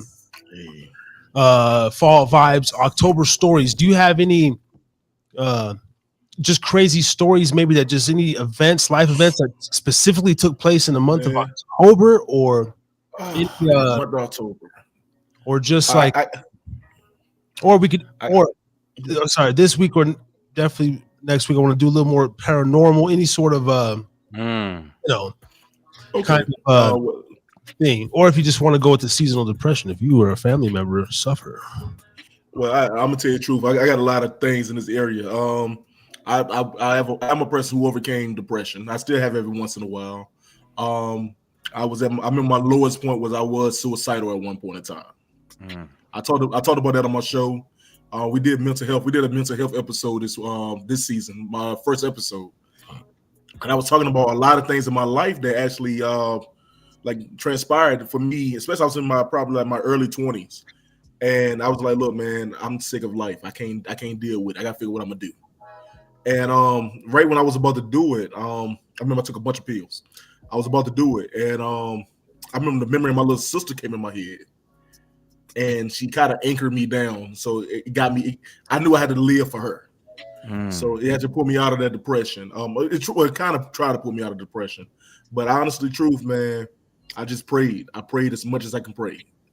You know what I'm saying? I prayed so much that like, look, I need help more than me. I went to therapy, that didn't work. I talked to people, that didn't work. I just need to turn to God, and He brought me through it. Now getting out that crazy story about the month of October. Crazy story time. A few years ago, I probably was maybe 28. This is gonna be wild. This is gonna be wild. I was about 28. I remember I was on a diet, and I said I'm gonna cheat on my diet, and I'm gonna go to this 24-hour store called Sheets we have here in Henderson. And I'm gonna sneak and get me something to eat. It's middle of the night, 3 o'clock in the morning. I get there, and this is right here. I'm not lying. I get there, I see this guy. He walk into the store. He has a gasoline jug and a baseball bat. Oh shit. He walks into the store, right? So when I get in my car, I'm like, maybe in my head I'm thinking he ran out of gas on the highway. He brought the baseball bat for protection, gasoline jug. So that's what I'm thinking. So I'm like, all right, cool. So I get out the car, I go to the store. He asked me like, hey man, can I get a ride? I'm like, man, I don't know you like that. I'm good. So it's cold. It's October, so it's really cold outside. So and again, I could have given him a ride, but I don't know this guy. Anyway, so listen. So I get out there. I'm going to give me something to eat. I go to the bathroom. I get my stuff. Come out. I see the guy outside talking to the manager. He has a wine bottle in his hand this time with the baseball bat and the gasoline jug. Right before I open the door, he dropped the bottle on the ground. It bust. So I ain't paying no mind. So I said, well, hell, fuck it. I'm going to my car. Go to my car. See this old head I know. And he was like, hey, yo, can you give me and my boy a ride? And he pointed to the guy with the gasoline jug. And I was like, I do it for the old head because I know him. So I'm going to do it I know the old head. So they gets in my car. This is what, honest guy, they gets in my car. The guy gets in my back seat. The old head gets in my passenger. And right when I'm about to crank up, a police car pulls up on the left side of me. And right when I'm about to back up, that's when the old head said, you know what? I don't even need a ride no more, man. I don't need a ride no more. I said, okay. I mean, and the dude was like, yo, I thought he'll give us both a ride. He was like, man, no, I'm good. I don't need a ride. So the old head gets out the car. Mind you, I'm doing this for the old head. Yeah. So the old head gets out the car. All I know is this motherfucker takes off. I haven't seen this bitch since. The motherfucker takes off. So he goes. So the young dude like, all right, man, let's just go. So the young dude gets out the back seat, gets into the passenger. Right when we were to leave again, another police car this time pulls up on my right side. So now I got one on my left, one on my right. So the young dude like, all right, man, we got to go. I'm about to back up again. A police car blocks me in. Yep. And I'm like, yo, what the hell? So the young dude still telling me, yo, we got to go. I'm like, I can't go. There's a police car behind me. I'm boxed in. What the hell I'm going to do? So he's like, man, yo, you got to get out of here. You got to do something. I'm like, the fuck is it going on? No lie. I can't not make this up. 10 police cars surrounded me. Damn. 10 police cars surround me. So they yell, get out the car and all the, no, they yell for the dude to get out the car, right? They told me to turn my car off. And I'm sitting there like, what the hell is going on now? I'm panicking now. I'm like, yo, what the hell? All I wanted was some chicken. That's all I want, was some damn chicken. That's all the fuck I want. That's how fast shit happened. I want to cheat on my diet. So then when the police come out the car, they like, yo, turn the car off, whatever. So apparently the guy stole the wine from the store plus some more stuff. And so they're like, well, where's the wine at? Where's the wine? He's like, I don't have it. He busted the wine on the ground. So they're like, well, you got to pay for all the stuff you stole. And they're like, do you know him? I'm like, I don't know who the fuck this guy is. I just give him a ride, whatever. They're like, well, they said they know you. I don't know who the fuck he is. I'm giving him a ride. Yeah. So, no lie, this is what happens. They questioning the guy. They I think they searched him, got his ID. They running his ID while they talking to him in my car now. Dude, this guy starts speaking in a British accent. I can't make this up, dude. This black, he's a black. He had a New York accent when I met him.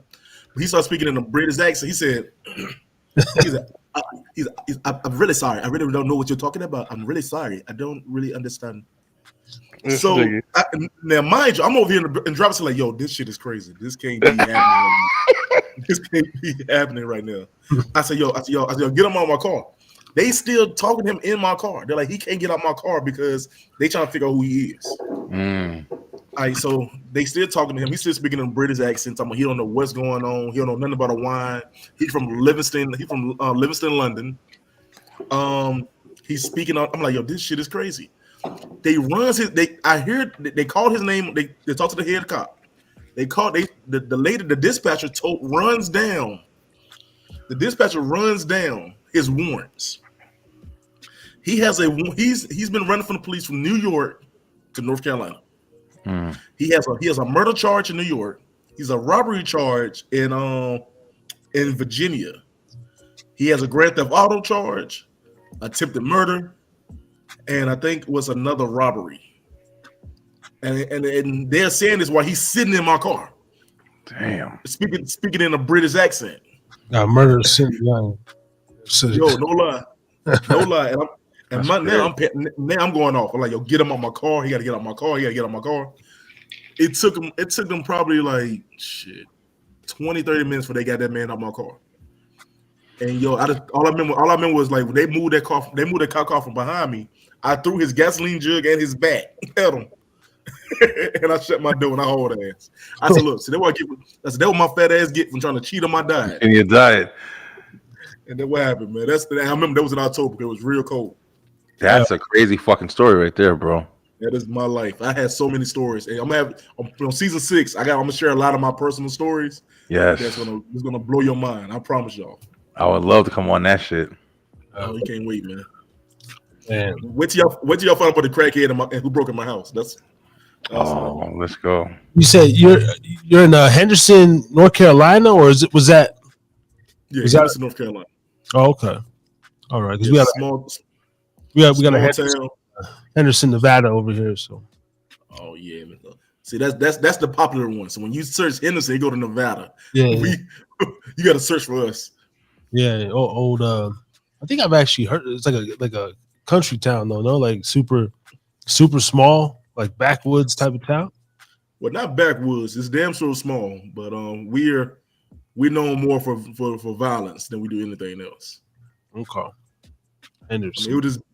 It was this big video that I guess that went around where it was a shootout at a gas station, and everybody trying to figure out where town it was. It was actually up the street from my house. Oh, it's right over there. Yeah, it was crazy. Yeah, your story right there really just told a whole reason why. Like even at the beginning of your story, the first thing in my head, I'm thinking like, nope, don't fuck with nobody you don't know, bro. Because you just don't know who you inviting into your world, at that. And even with telling my story about like all dealing with the fucking the guys, I'm over here ready to fight 5 niggas, or whatever. Yeah. And I don't know to be honest, I don't know if I can take them. I think I can, but you don't fucking know what people know or what people are gonna do. But then that one little situation, if that cab didn't come and them 40 motherfuckers, it could have been a whole different situation for my ass right now. And my cousin and shit. You just don't know what you're getting yourself into, man. That guy asked you for a ride, and your first instinct was, nope, I don't know you, motherfucker. Get the fuck out of here. Right. And then another guy came over and you knew him and you were like, all right, maybe I can. And that little bit of chivalry that you just like, all right, fuck it. I help. Could have been a whole different situation for you. You'd be surprised, man. No, I would have beat his ass with his bat. At that time, I had my gun in my car, so I wasn't worried about it. Oh, yeah. Okay. Yeah, you better travel. Because at the time he was talking, I had my hand on the damn shit, but like, the police is out here. I can't do this. But yeah, man, it was. I mean, I have so many crazy events that happened to me, and that's don't even take the cake. I promise you, though. Oh yeah, I believe it. Yeah, wild people out here, man. I mean, just recently, I see my second just bum.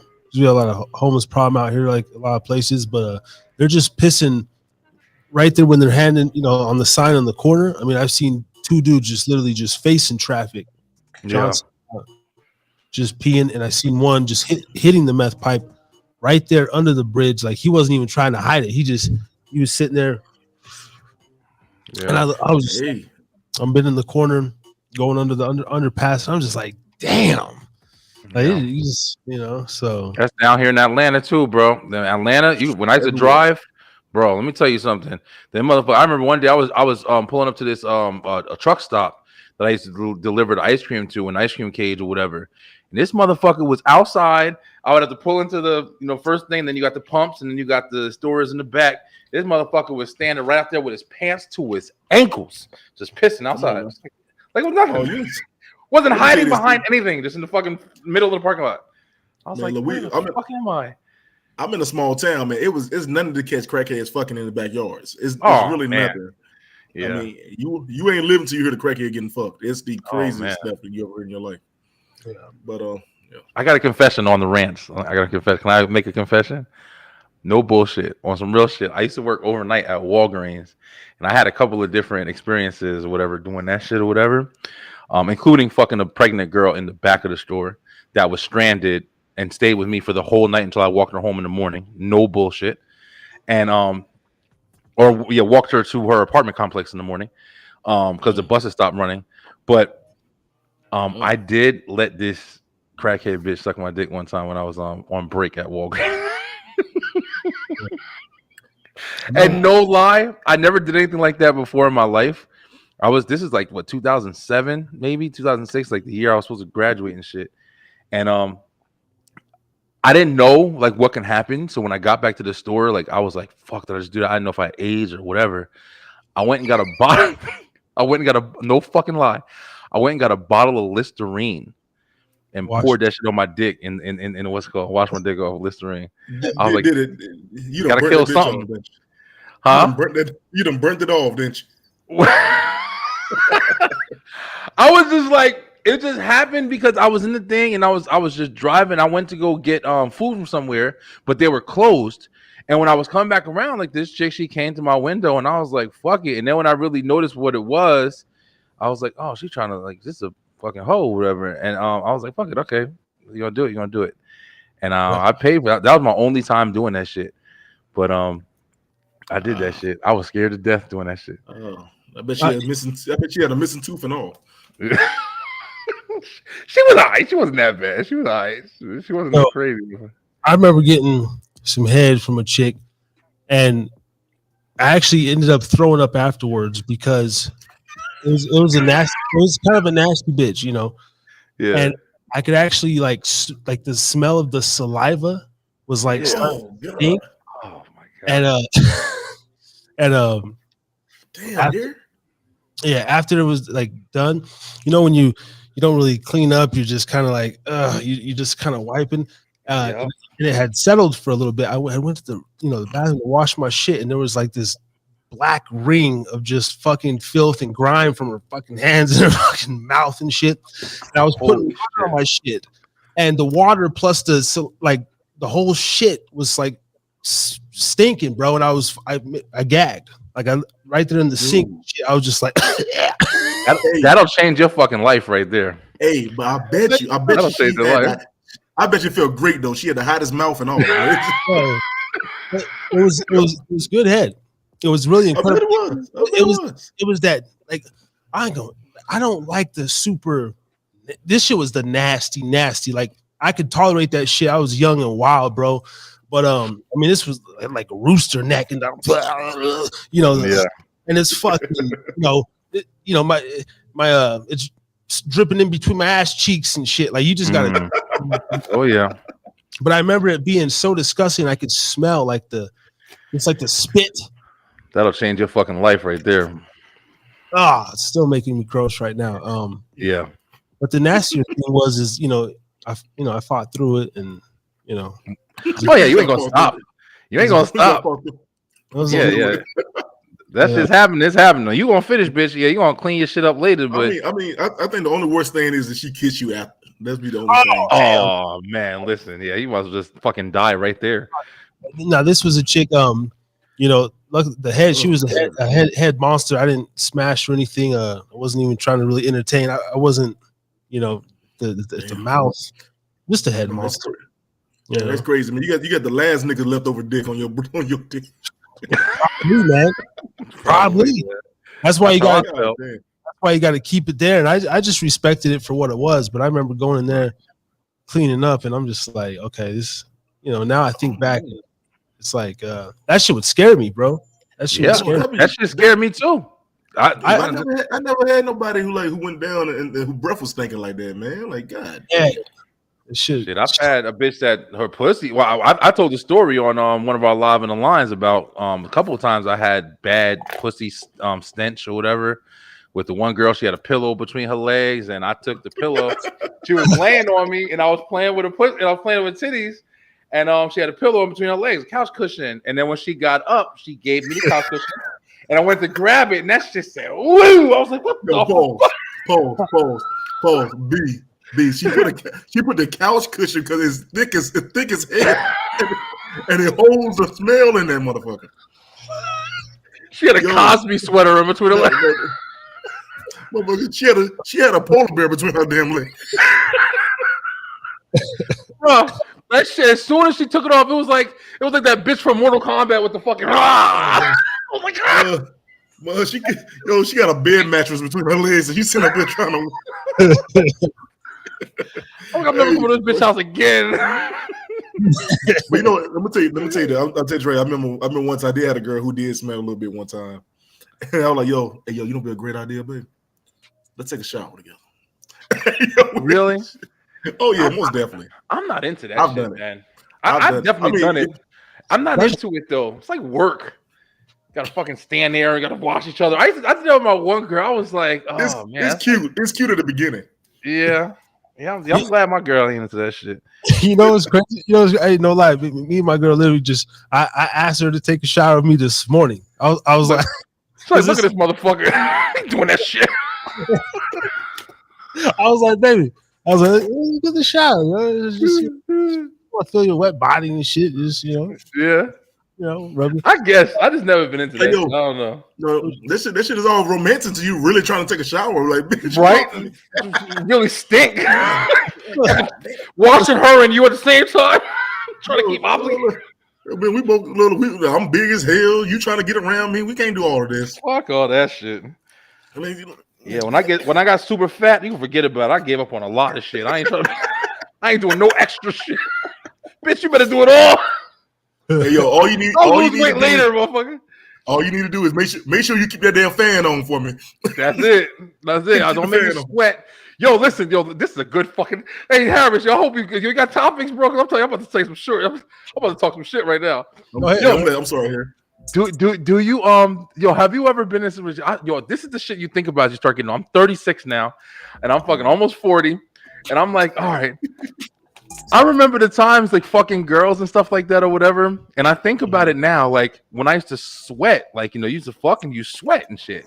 And there were some girls that it was like, you don't care. It's like, whatever. Like, I'm fucking this bitch. It don't matter what I do. I'll do anything. But then there was other girls that you really liked and shit. And I remember like times where I'd be sweating, fucking her like on top. And then the sweat would drip off you and drip on them and shit.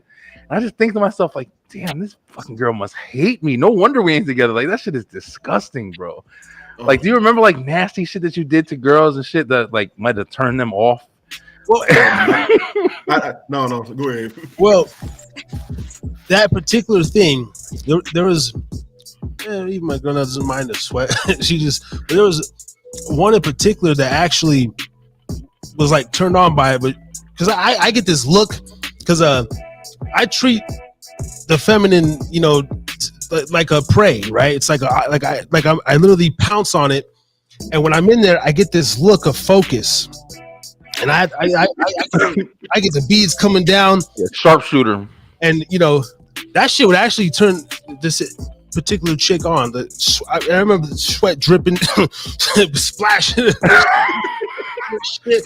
But, Gross. but like all in her chest and stuff. But like she would actually like that I would get that worked up. But that was only one particular instance. Yeah. I'm gonna tell you the truth. I'll fuck around and grab the pillow and dab. Oh yeah, no, you got to. Usually, like I keep my wife beater, right? You just grab the wife beater or something. You got to, bro. Man, back in my younger days, I used to do the damn. You don't take your shirt all the way off, so I take it and put it behind my neck. You flip it and put it right behind your neck. That's some hood shit right there. Oh yeah, that was back in my younger days. Then I know I'm sweating too much. I'm like, all right. Yeah. But no, I think the only thing I would never into was like, just don't spit on me. I don't want you to slob on me. Listen. I've had girls. Bring it. Hold on, my wife is upstairs. I hope she's still asleep. Anyway, but I had experiences where they would slob in the middle of us doing it. I mean, and I remember they be on top, and I was watching, and they'll come down. I'm gonna look. It's like in slow motion. I'm like, oh shit. That's me right there. Slob on me, baby. Spit my. I'm a freak. I don't give a fuck. Don't do that. I'm less now. Like I said, I'm older. I don't give a fuck now. But back in the day, bro, I used to do shit. I remember this one girl I met. I'm working at the store again, so I met her while I was in the store with a way fucking finer bitch than her. But this girl had a fat ass, bro. She was a fucking freak too. But I remember I was talking to my boy, and I was telling her about her, and I'm like, "Yo, listen, her ass nice, blah blah. She ain't that attractive, but her ass was so fat. She was super small." But I was telling her how yo, her ass is fat. Like I'll do anything to that shit. Right. And me and my boy was talking, and I was like, "Yo, I'm gonna eat her ass, yo." And we made like a catchphrase out of it. And I kept saying, "I'm gonna eat the ass," and he was like, "You want to eat the ass? I'm gonna eat the ass." And I meant it too. I don't give a fuck. And I was wild, man. I didn't have a lot of turn-offs like that, man. Don't fucking stink, or I can't deal with it. But and hair, that's another thing. If you got your armpit hair and a mustache, all that shit, I'm done. You could be fucking Beyonce. Let me tell you this right here. The best pussy you will ever get will be from a bitch with a mustache. Let me tell you what I know. Bitch better find something. She better find you, Eric. No, I'm married to a beauty queen now. So I love my baby. But I'm saying, but back in the day, man, the ugliest ones be the ones you be like, God damn. You damn crypt keeper, come here. They was the practice ones. That's why you do anything you want to them motherfucking them girls who ain't had no self-esteem and shit. It sounds fucked up talking about it, but it's real though. It's fucking real. Yo, she grabbed your dick like the damn Lord of the Rings. Precious. Come here. Precious. Yeah, fucking crazy, yo. Yeah, has some good tweaker pussy too back in the day. One of the better vaginas I had as well was she wasn't she's probably about a year, maybe year and a half, to in on her meth, journey. And I'm just weekend warrior kind of guy, but that shit, man, it was a couple of us. We kept her in the. I don't want to get no 30 years later or whatever, but we kept her busy for a couple of days in the track. Oh shit! Hey, like, damn. No, but that, like, I'm talking about, like, I don't know, almost should be weird, man. Like the bounce back, the elasticity, the everything, the wetness. I was like, I want to know one thing. Which one of your boys fell in love? Which one of them? One of them fell in love. There's always somebody. Somebody fell in love. Well, not one of us. I mean, could have been a couple others lingering around, man. But there was one point where we started a little training, whatever action, and then he took her for like a couple hours, and I just went and do what I did, and then she would come into my room for a couple hours, and we just do that whole routine, man. And the stamina, she a beast. Fucking incredible. It was weird. I think back at certain times like that, man. And honestly, though, it's like I don't know, kind of dark. I think I could do stuff like that now, but I don't know. I don't know. I can't. Because I can't anymore. it's not even. It's more like the element. Obviously, there was some drugs involved. There was different, and it's just like I don't know. It's just really unique. It was a cool experience and stuff. But Yeah.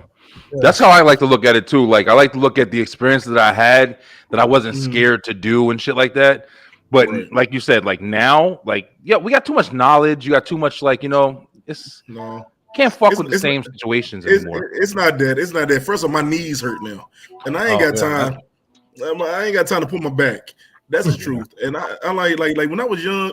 Some teachers to me at young, I was a whole different Eric than you see now. Man, I had the dreads. I had long dreads, and I was the little kind of in between hood dude. So I didn't care. I like so I would holler at your sister.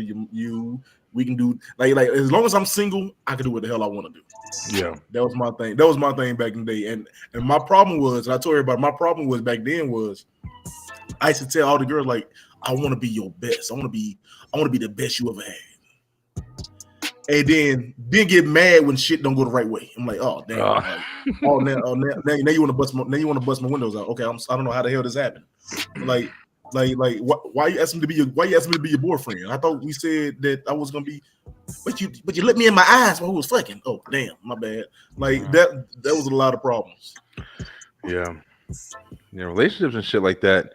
I mean, I guess if you look at it technically, like we're all in relationships with women we live with and deal with. And I know Harris, you've spoken even at the beginning of the show here, like you have you go through shit, man. I definitely go. I was talking about earlier about like with holidays and stuff. We have such a division for our family. Even you would think that these times would be easier, but it was so much easier before because you didn't care, man. At least for me, I didn't give a fuck, yo. It's like I had a couple of relationships, but I was that as soon as something goes wrong, I'm done. Fuck all. It could be small, yo. It could be small. Like if I think that you got something going on, man, fuck this whole situation. I'm done. Or I'm gonna do some extra shit to make sure that it's done. Like I'm gonna call your mother a bitch and call her personally. Fuck you. Fuck your daughter. I don't want that bitch to ever come around, and I know this gonna make it happen. So fuck it, I'm out. I was wild like that, man. For me though, I think when I was younger, around the holidays time, I try to find somebody I want to be with somebody around the holidays. You know what I'm saying? So I like you said. So if I was in a relationship, man, no matter how bad it was, like we got to stick it out through the holidays. You know what I'm saying? But we can break up at the beginning of the year. You know what I'm saying? I got to bring it to my family house. So we're gonna stick together around the holidays. Then around the beginning of the year, we'll break up. You know what I'm saying? I was always trying to I was in between companionship. It wasn't just that, man. Because I was like when I was in a relationship, I'm in love with you. When I'm in a relationship with you, I mean like, and we can be going through hell, but I'm in love with you during a relationship. Then when I'm single, I'm the biggest hoe you ever seen. Like that thing was for me. It was like it was no middle ground for me. It was like either I'm gonna be in love or I'm gonna be out here in the streets. That's how it was for me. Got you, yeah. But I was too damn honest. That was my problem. I think I was too damn honest. Yeah. Like I have no problem telling you that, yo, I just left another girl house. Or I'm going to another girl house in a few minutes. I say that a lot of times too. I'm like honest to a fault. I'm like the guy who put his foot in his mouth. Or sometimes I'm a good wingman, but sometimes because I don't like to I can't stand. The chase is cool to an extent, but when it's like sometimes when you're in your single days and it was like 2, 3 in the morning, whatever. I'm like, bro, like, yo, like y'all bitches trying to fuck or what? This motherfucker. Yeah. Oh hell yeah. Well, fuck y'all bitches in, man. They're like, yep. That was it. Or some shit like, you ruined it. I'm like, bro, it's 3 in the morning. I'm done. Like playing all fucking day. We try again tomorrow, bro. Yeah, I feel that. For me though, I don't know. I think I knew what my role was. So I knew what it is. I knew what the game is. I know what we're gonna do, what we here to do. If you calling me at this time, I already know what the time what we're doing. You know what I'm saying? I never was the one to be like, yo, I'm gonna ask for sex. I ain't doing all that. That's not my style. If at one point in time I was a pretty boy nigga. So me too. I was in my pretty boy phase. But like I said, I like if you call me, I know what's up. You call me at a certain time, I know what's up. It's no need for me to come over there and be surprised when it don't happen. No, if it don't happen, I'm going home. Like, I'm not staying here. But it is what it is. I knew that at that age, you know what I'm saying, I was trying to be, I don't know. I'm gonna tell you, this is the truth. I bought my first house when I was 20, 21 years old. Okay, And I was homeless right before that. So I was in this grind mode. I was in this grown man. Look, I don't need it. I don't need you right now. I'm just here to have fun. I'm going back to work because I got bills to pay. Yeah, that was me at that age. I was like, so you had a different mentality of like the freer mind state. That makes sense. All my friends at that time was still living with the mamas or living in the basements and stuff, and I was like, yo, I got stuff to do. I'm on my grown man shit. I gotta be grown. So that was my mentality in my 20s. In my 20s, I was trying to be grown, and that would lead to me, like we said earlier, to my depression, because I was trying to be this grown man trying to figure out how to live life, dealing with everything I was dealing with at one time. I had grown up like pressures at a young age. This is why I like Harris's show, yo.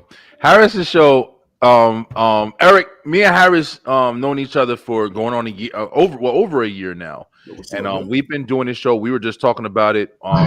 We met through a acquaintance that we were working with, and Harris always had a cool ass vibe to fuck out show, and for some reason, every time you get on it, it's fun, but you're also just in this method where it's like your true shit starts coming out and just kind of flowing out, and you're like, why am I revealing this right now? Like, you know what I'm saying? It's the vibe of the shit. And I'm an open book when it comes to my shit. I tell you, I'd rather for me to tell you than you to tell me. You know what I'm saying? To tell me about myself. I'd rather be honest. Yeah, I love that shit too. I feel the same, bro. I'm a very honest person. And people say the same thing to me, like, hey, or things happen where I wish that I wasn't as upfront sometimes, because people do try to use it against you. And whether it be I'm telling you exactly how I feel, but you're trying to tell me that I'm not. You're trying to argue with me that can't be why it is. That's another reason me and my girl get into arguments, because I'm upfront. And if I feel some type of way, I'm going to come directly. And then she's like, well, you should have thought about it before you did. But I'm like, well, I'm just sharing with you how I feel. And she's like, well, you shouldn't feel like that because you did this. And to an extent, she's right. You know what I'm saying? Because she's basically saying, like, when I can calm down and I'm in my shit, I can understand it. She's basically like, you should have put more thought into it, because we're two people that are trying to work together, and it's not just you. And that's where I be faulting, because I'm like, I feel this way. Fuck it. I'm going to let it be known because I don't like this shit, or I do like this shit, whatever. And I do that with everybody. You good? But I really try hard to, like, put my shit out there so nobody's got to get that. Like I said, once again, that's the whole reason, like the beeline. Like, that was what I meant. Straight to the point. I'm not trying to bullshit you or sugarcoat or fucking beat around the bush. This is what it is. This is how I feel. This is what I like. This is what I don't. That's it. You don't got to think about it. Like, I'm telling you directly. You can speculate and shit, but that's how I always dealt with a lot, man. Yeah. Nah, definitely. You got it. That's how I've been even when I was a kid in school, and I tell my son too, like, bro, you're gonna see little kids doing stuff that looks cool, but I said, you're cooler, I said, yeah, you're gonna look back and just go your own route, man. Don't fucking worry, about the others. Bacardi with Starburst stuff in it. So I'm over here shaking up over here to turn pink. I'm about to kill this shit. You over here like the tipsy bartender, bro. Yo, that nigga right there. Y'all sent him a message to try to get him on the show, and he had his I guess his team had sent back. He wanted money, of course, but I definitely tried to get him on the show. He's incredible, bro. That shit is that's me type shit all day. Like, I love, like, taking shit like that. Another quick story. When I was younger, me and this girl, one crazy sex experience. We went to the store and got, like, candy and Jolly Ranchers and shit like that or whatever. And we had we were just eating them and just fucking each other all night. Like we fucked each other like 20 fucking times. And we was just kissing with the candy and shit like that and all that stuff or whatever. And everything we were doing was just extra, because it was like Jolly Ranchers. Then we eat it out, kiss each other. We was just doing that shit all night, and we was like tallying it. And we were in the house we were in. We called. Damn, I'm about to say mad shit. The house we were in. It's like a memory reminds you of another thing and shit. But at one point, we had this house. Me, my brothers, and like his girl and his other brothers. We had this house. We called it the Real World House. And we were staying in the house. We had 3 floors. And at one point, it was like these 2 hoes that were staying upstairs. And then we were staying in the middle floor, and then they were staying on the bottom floor. But then they moved out, and then me and my boy moved upstairs, middle floor. So we had the whole house. They foreclosed the house while we were renting it. So we were fucking rent free for like 6 months, I think it was. So when I used to fuck the chicks I used to bring over, for some reason the whole fucking house would move. And I was nowhere near as big as I am now and shit. The whole fucking house would move, so everybody would know when I was fucking. And on that day, we were just repeatedly, bro. I used to do this thing where I used to like put my feet on the wall and like grab the girl by the shoulders and like try to like dig hard. And I broke the fucking wall. Hey, we had some fucking fun, man, when I was younger. Let me tell you, my house was like that too. So I had a 1-bedroom house. But me and my brother stayed there together. And but the thing was, the house is really thin. So wherever you can hear like outside, you can hear inside, vice versa. So I remember one time, and again, make sure my wife's asleep. Anyway, I remember one time that I invited somebody to the house. We were doing our thing, but she's loud as hell, loud as shit. I'm like, damn. So when I first brought her over, nobody was outside. Nobody was outside. This like shit? Probably like 4:00 in the afternoon. So I'm like, all right, cool. Nobody's outside.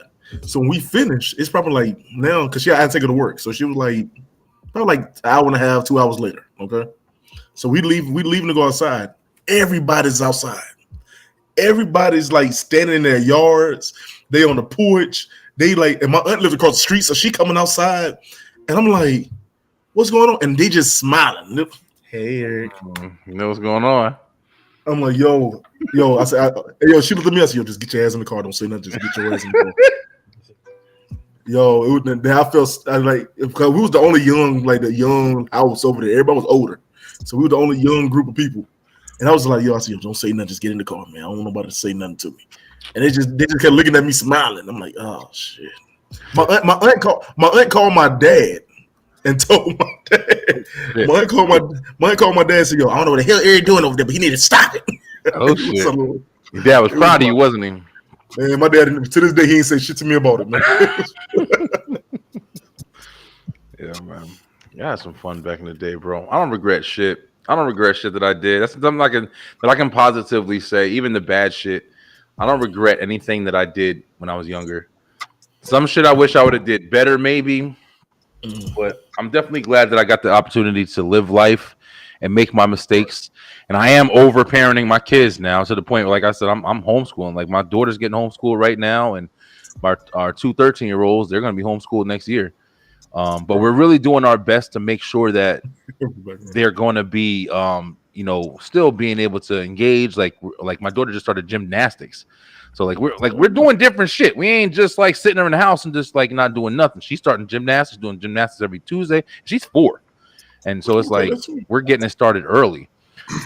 But my son wants to do video games, and my daughter likes to do games, and she likes to do violin. And so we got them enrolled in some shit, but fuck these schools teaching my kids all this crazy shit, bro. I'm over it. Oh man. Oh no, I got 2 teenage sons, man, and they're in school still. And it's crazy because they're at the age now where a lot of girls are looking at them because they're on the football team. And, my youngest is a freshman. My oldest is a junior. And just like, I'm everything they doing, I can see myself all over again. I can see all the mistakes I made, the crazy stuff I was doing. And they be wondering how I know. I'm like, y'all doing the same shit I did. Y'all stuck to the script. Y'all doing the same dumbass shit I did. I got fussed at. I can see this whole thing playing out again. You know what's funny is I have a stepdaughter as well, teenage stepdaughter, and just caught her smoking weed like a little bit ago. Kind of know she been doing it, never caught her. I even smelt it, different shit. Yeah. Like 2 times in the last 30 days or so, but dead ass, like seen the shit coming out the window. Oh, okay, boom. Busted her, took her phone away. had this talk. I smoke weed, so I'm just trying to. I said, look, it's hypocritical. But all I say is I'm an adult. I pay for my shit. I function. Yada yada yada. I said, if you can even at least prove to me, and it's double standard. But I said, like, right now she's having a motivational problem. Doesn't know what to do. This lethargic shit. I said, weed's not for you. I said, even if you were like coming home from practice, doing this, doing that, and maybe hit a pin to relax, and you're training, and you get all these ideas. Even that's different. I try to tell her about how pot, weed. I said it's not what you're using it for. I said you got to eat the chips. Your shit get glossy, and you just want to sleep, and then you're still failing in school. I said that's not good. You gotta regulate. Yeah, but I just had to go through that route. So wait a minute. So you treat it as a reward though? As what? No, the weed. You treat it like it's a reward? Yeah, like it's a reward. Like, yo, you're doing better. I can let that happen. No, like I'm against it for her, period. But I tried to. That was my almost like trying to relate to her, because how do I explain? I love weed, bro. I love. Yeah, I feel you. I feel what you mean. And she, I keep it away, whatever. But they smell it. They see dad smoking. Right. She's even asked. I think even one time, even her mama might even be cool with it, but I'm not gonna. She's too young still. I'm like, nah, I'm not contributing nothing to nothing, because it ain't gonna be for me. But I could even, yes, if there was, like, if I seen something in you, as far as like, damn, dad, recovery, like actual medicinal type shit, or you were just kicking ass in school, and your maturity level is actually there, where you understand what I'm down in just the different aspects. Like, right, I would even be more accepting, entertaining it. Yeah, I feel you, man. Yeah, it is kind of difficult, and I come from like my parents themselves didn't really do anything like that. Like well, they did in their own way. Like my mother, I don't really know too much of my mother's past. Like, she wasn't open with her shit. My dad, he was a little bit more wild. Like, he did shit. Like, they had their groups and their cliques. My dad's really weird. He even told us one day, man, I've got some stories for y'all ass, man. I ain't gonna say everything, but last time my dad was at my house, it's been a long time since what the fuck happened. But he said that he did coke and shit. He tried cocaine and shit like that or whatever. And he didn't know at the time that it wasn't nothing to me. I never did it, but we used to sell shit and be around nothing but that because of our environment and shit. So they never knew like my life, like a lot of it or whatever. But so I understand like being like the parent, and I've seen like Jay and Greg and all them, like they used to. Those are my brothers, so I call my brothers. Like their father sold and did all that shit or whatever, and they used to smoke all together. So it's like I understand the lifestyle. When Greg was in high school, he was smoking with them and shit like that or whatever, and they all lived together. So I've seen it and I can understand it. But me personally, I would never want to condone that for my kids, and probably because of the negativity that I was around, and just like the problems and the raids and all that bullshit, and just the bad shit that comes with that environment. That's why I wouldn't relate it in a positive way to my kids. Right. That's from personal experience. There's people who are like, man, fuck it. I'd rather you do it with me than do it with other people. Be safe, Don't get laced. There's different reasons for it. It's an argument for sure.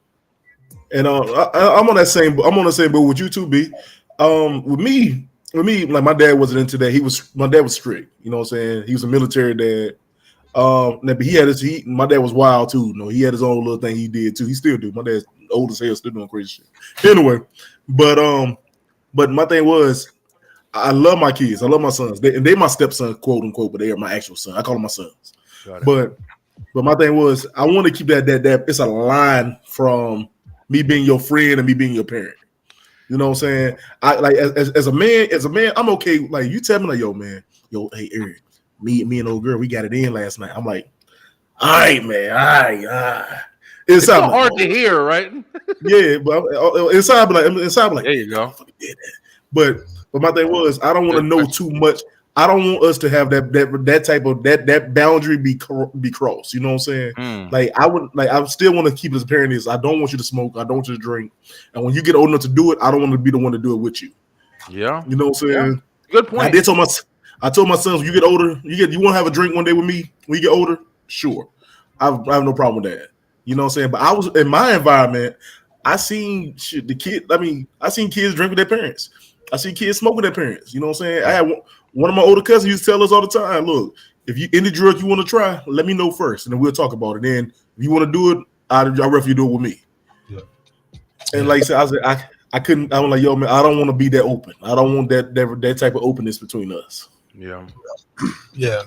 That was my stand. That was my what one is having a big old mental breakdown, freak out, crazy, like sporadic, and can I just a little bit to calm down? I said, and I almost thought about it for like, I said, you know what? Just go inside. Thought about it when it said, or mom, and I'm like, nah. I said, you know what? Fuck that. I said, nah. I said, as great of wheat as a plant that marijuana is, I said, I don't even want her first experience to be because it's she thinks she needed. No, fuck that. And let her, a couple hours. You saying it right? She was over it. And there's just the age thing too. So, how old is she? 15. Okay, yeah, 15. Yeah, that's 15, a hard age. Yeah, she still got some experience in that. It's too, Yeah, it's a little too early, I would say. I think you out there doing it with your friends, this and that. You see, you see me doing this, but I'm just like, I don't know. You see me functioning, You see me. I told my. I told my kids like this right here. I pay these damn bills, damn it. I need this shit. I need to stress. I'm stressed the fuck out. I gotta pay. I gotta keep you alive. That's a lot. And it is a good point, but you hear people say stuff like that a lot. As far as like, hey, I'm a parent and I got this or whatever. It's kind of it's a similar kind of comparison to where you hear people like, people who have money, like, oh, you're not as stressed as me because you got money. But then the people who got money, they have their problems that'll stress them out, just like we got. Great. So it's like kids have their, nowhere near of importance, but as far as how they feel personally, they definitely feel like, their problems are big deals to them, bro. When they get their first little girlfriend, and we know it was never going to last, but to them, it's fucking devastating. You know what I'm saying? If they break up and have heartbreak, and they're dealing with the emotions that they're only developed to feel. So when they do feel like, hey, I'm super stressed, I would like to have something that will relieve me. And then they hear, oh, well, weed will do that. And daddy's doing it. Oh, shit. I can understand. I want to try. I want to, I need this because my test is hard tomorrow. And they really feel that shit. They don't fucking know that it's wrong, but do like we did. Beat your dick till you go to sleep. That's what the hell we had. So don't say. Don't say it. So if that's what your stress, that's the best relief you had back in the day. Yeah. So I'm just saying that's true. I mean, my thing is, if you do it, please don't let me find out because I don't want to know. Yeah. I mean, I would love challenging. Yeah. See, I kind of even gave that fucking leeway. I was like, look, it's the honor system. Like I said, when I drop you off at school, like in my head, me and your mom, we literally think that you're the best kid, and you're actually doing. That's how I go on with my day. And we're not tripping. We literally think you're there. We literally think you're safe. Kind of like, yeah. So shit better be up to par. But that's what I'm saying. Like, if you're gonna be smoking weed on your lunch break, go back in there with some fucking pizzazz, focused and shit. Like, science, trip that. Like, learn some shit, man. Fucking use the weed. Utilize your ass to run your motherfucking ass on that track. Go do it. Yeah, 7 minutes. I feel you. Like for real. That's how I could justify shit, man. And my son's far from that. And I'm not even gonna get into that with him. But he sees me puffing. I just explained, just one boy, keep it away, with him. And I'm not a big, but it's just like fucking liquor, over here. And right. I'm just like, but if he sees me, he's playing with him. He sees me doing hella stuff, and it's not even about the weed. I don't make it's just like anything else. But yeah, man, just I don't like lazy fucking potheads. I guess that's what it is. I have just something. Stoner motherfuckers. I mean, hey, get high and be like, yo, Dad, I want to do a makeup YouTube tutorial. I see what you're doing. Fuck yeah, I don't care. Let's do something.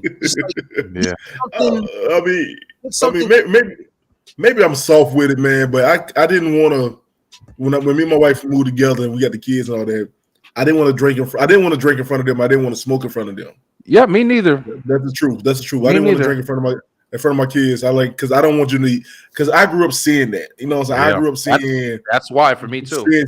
Seeing the people getting towed the fuck up in front of me. I'm like, yo. Yeah. And I remember back then it made me feel like shit. So I didn't want to be that example that you see growing up. You know what I'm saying, for my sons. So I told them the truth. I'm like, look, I do this right, but I would never do this in front of you. And but my thing was, I'd be stupid to believe that they get older, they ain't doing no dumb shit like I was trying to do at 17 and damn 15. Yeah. You know what I'm saying? Shit, 12 for me. 12, I think, yeah. 11 was the first year I started smoking cigarettes. And I kind of started on some goofy shit because this kid had a cigarette in the park. And he was like, "Here, you want one?" I was like, "All right, fuck it." And I was always that kid, bro. Like I did not everything. Like I had my boundaries with shit, but I was like, "All right, fuck it." And I smoked my first cigarette there, and then through 6th grade, 7th grade, 8th grade, I was smoking. Then we went to Black and Miles. It's crazy talking about this shit now at 36 years old. Looking back, knowing that I was so fucking young, bro. Like I didn't think I was doing anything. And that's why I'm so hard with my kids, I think, because I know like how I was living, the shit that I was dealing with and seeing and going through and shit like that or whatever. I was fucking 6th grade, Cleveland, middle school. Right. I was doing all of this crazy shit, seeing all this crazy bitches jumping out of fucking windows. Like, yo, we lived a crazy ass life, man. Right. And that's why I'm so hard with my kids, because I know what's out there. And I don't want them to experience that shit. But his thing is you do gotta let them experience it for themselves. You know what I'm saying? Yeah. Because I can give my sons all the shit to prepare them for life, but you learn life from living it, right? Yeah. You had to go through some shit for you to live it. And my thing was for me, and like you said, based on that young thing, I remember like, wait till your kids get to the age where they ask you the questions back. Like, well, I'm already telling them. I'm an open fucking book. Yo. My son came to me one time. He came to me one day because they're the age. It's sex. It's almost sex now. That's the age they is now. Yeah. So I'm sitting there, man. I'm chilling. I'm eating dinner one night. My youngest son pulled up beside me. Now me and my older son already had to talk, but me and my youngest son pulled up beside me. He was like, "So how old was you when you lost your virginity? How old was you?" And I'm like, "What?" And he like, "How old was you? How old was you when you did it?" I didn't want to tell this nigga I was 13, but I said, no, man, so don't worry about it. Ain't enough for us to talk about right now, man. We go ahead and, Then one day I ended up telling him, I said, yeah, I was this age, blah, blah. He like, so that means I can do it too, right? No. I said, no, my dad should whoop my ass. He should have beat my ass. Yeah. You know what I'm saying? But I said, but no, I told him the same thing. I told him, I said, look, man, I told both my sons, I said, look, me and your mom is different. Their mom, like, look, having her way, they would never do anything. But I told him, I said, look, I said, at least wait until you get to high school. Just can you at least wait until you get to high school and have a little bit more sense? Can you wait till then? And that's what they agreed to. That's good. And my older son is a whore, but it's neither here nor there. Have you guys had any kind of like bad experiences with your kids in that? I know Harris. I mean, this is hard for you because I can't even imagine. I'm almost there because my other daughter, my stepdaughter, but she's I just found a fucking hickey on her fucking neck. That's the whole fucking start. She has a hickey on her neck, and her fucking boyfriend has a fucking hickey on her neck. I just met her boyfriend yesterday. This whole thing's been going on. Her goddamn mom. I thought her mom was in on the fucking thing. She's over there telling me, "Oh, drop me off at my friend Bethany's house." Come to find out, ain't no fucking Bethany. It's a goddamn boyfriend. I go over there myself to meet the father because I'm a fucking man. I come to the thing. He's got the thing fenced off. Hey, sir. Bald white guy, biker and shit looking dude. I'm Aliciana's dad. I said, look, I'm getting the runaround. Apparently, I said, do you have a daughter? No, I got 6 boys. I said, oh, shit. I said, the worst thing to hear. I said, wait a minute. No, I said, I'm being told you have a daughter named Bethany, and she likes your son, and It was a whole thing, but she has a fucking Man. and I just let's go there. Her mom just told me today. This little fucking tramp already got this little tramp. This little fucking tramp already has birth control. Apparently, oh shit. Oh, mama been new. Yeah, mama been new. You know what I'm saying? See where we're going. This wickedness, this evil. It's hard, bro. I'm sorry. Hard. Yeah, I almost felt the spirit of Hori. These bitches, because it's like, wait a minute. Oh shit. And you know the fucked up thing is, and I mess with girls from here to there. I barely, about a year ago, felt the birth control in this chick's arm that I was. She was like, yeah. That thing in her arm, yeah, I felt that. Yeah. My cousin had it, and it fucked her up. She had to get it taken out of her. Yeah, I felt the other thing though. But go ahead. I see that shit. I said, holy shit! I said, that's birth control. Yeah, and but now, like today, I was in the going like, let me see your fucking like. I want like you already got this. Like, how did I like? Oh, she got a thing in her arm already. So I mean, yo, don't trust that shit, bro. Yeah, you need to have that conversation because that shit don't work. Not all the way. But I don't know. You know, let me just say this real quick, bro. The bad shit about that you know, and this for anybody watching as well. Like, you know, if you go get that shit, you get a mentality like, okay, just fuck me raw. Like, fuck the condom. I got you. Yo, I'm shit. You see this shit? And then you get that shit, and then that opens you up. So in my opinion, if you're going to do birth control, you just get them fucking pills and just make sure you take them every day because that are in the arm shit. I've heard from multiple women that shit ain't that guaranteed. Well, let me just say on record because this is a weird conversation. This is my step. this is my stepdaughter. Now it sucks to say it like that.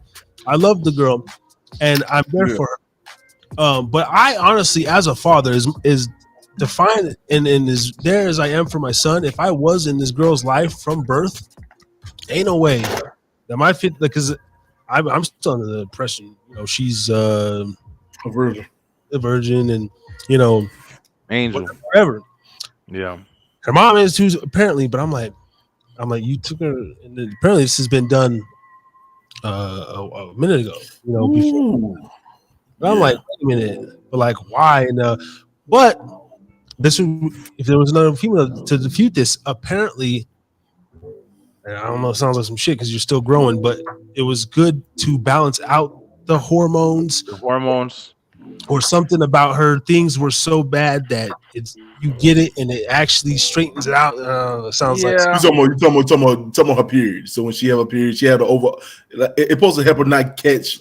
So when they get these IUDs or these birth controls, it kind of like sometimes it can stop their periods and stuff like that. Gain weight. Yeah, all that. It fucks with their body. Yeah, that's why some girls don't like taking it. But and I know about this shit, like I said, because I've literally in most situations, IT Tiff is the main one who's told me a lot about it. She's a nurse, she went to school and everything, so she knows a lot about all this shit. But apparently, like that's why like it changes like your structure and shit like that. And it can stop periods, it can do this, but I don't know how well it is effective for still maturing. My daughter is 12 years old and she just started her period last week, as a matter of fact. And I'm not ready for none of that shit. I'll tell you right now. I got 3 nieces. That's the only thing that I got. My niece is 18. She went to prom with her boyfriend. I didn't even know it was her boyfriend. I thought it was a date, and she went out and hung with him afterwards. So I'm not even ready for that shit. It's like it's really interesting, like to start having these things as a dad. And you got to see your son is one thing. Your son is a boy. It's you. You know what I'm saying? Shit you've been through. But the daughter is like my daughter, like Jordan, like my baby, 4 years old. I don't know what the fuck I'm gonna do when I get older. Cause I ain't letting that girl do shit. That's my fucking princess, bro. Like you can. I know me, man. It's gonna be really difficult. Well, let me just say, I have to play that role a little bit from. She's her mom's, boom, I'm stepping in, boom. I know what I am. I'm there for you. But now I see the effect from just being there from day one with my son and everything. And I'm like, damn, So it's that give and take thing. But a lot of stuff, I'm like, baby, all right, like step up. Like I'm gonna basically say I don't agree or I did this, whatever. But if you feel this and that, I mean, that's you. That's your seed. Like that's your first, So I give her that leeway though, and then I definitely have my input. And if it ever comes back, I'll be like, bitch, I told you so. I told you, motherfucker. I don't know. But here's my thing with me, man. I know y'all say it's easy for like the sons and the daughters. Like I got my 2 sons, man. And like you said, like Brian, I have like a shit ton of nieces. Yeah, I got a shit ton of nieces, man, who I watched grow up, and I'm like, I know you do. I know. I've been with I've seen your family and talking to your family. Yeah, I got a shit ton of nieces. I got a bunch of nieces, man, and I'm so used to like being there as the big uncle. I remember having my little sister. I was very overprotective of my little sister, and I remember one day my little sister finally told me that she had a boyfriend. I lost my damn mind. You know what I'm saying?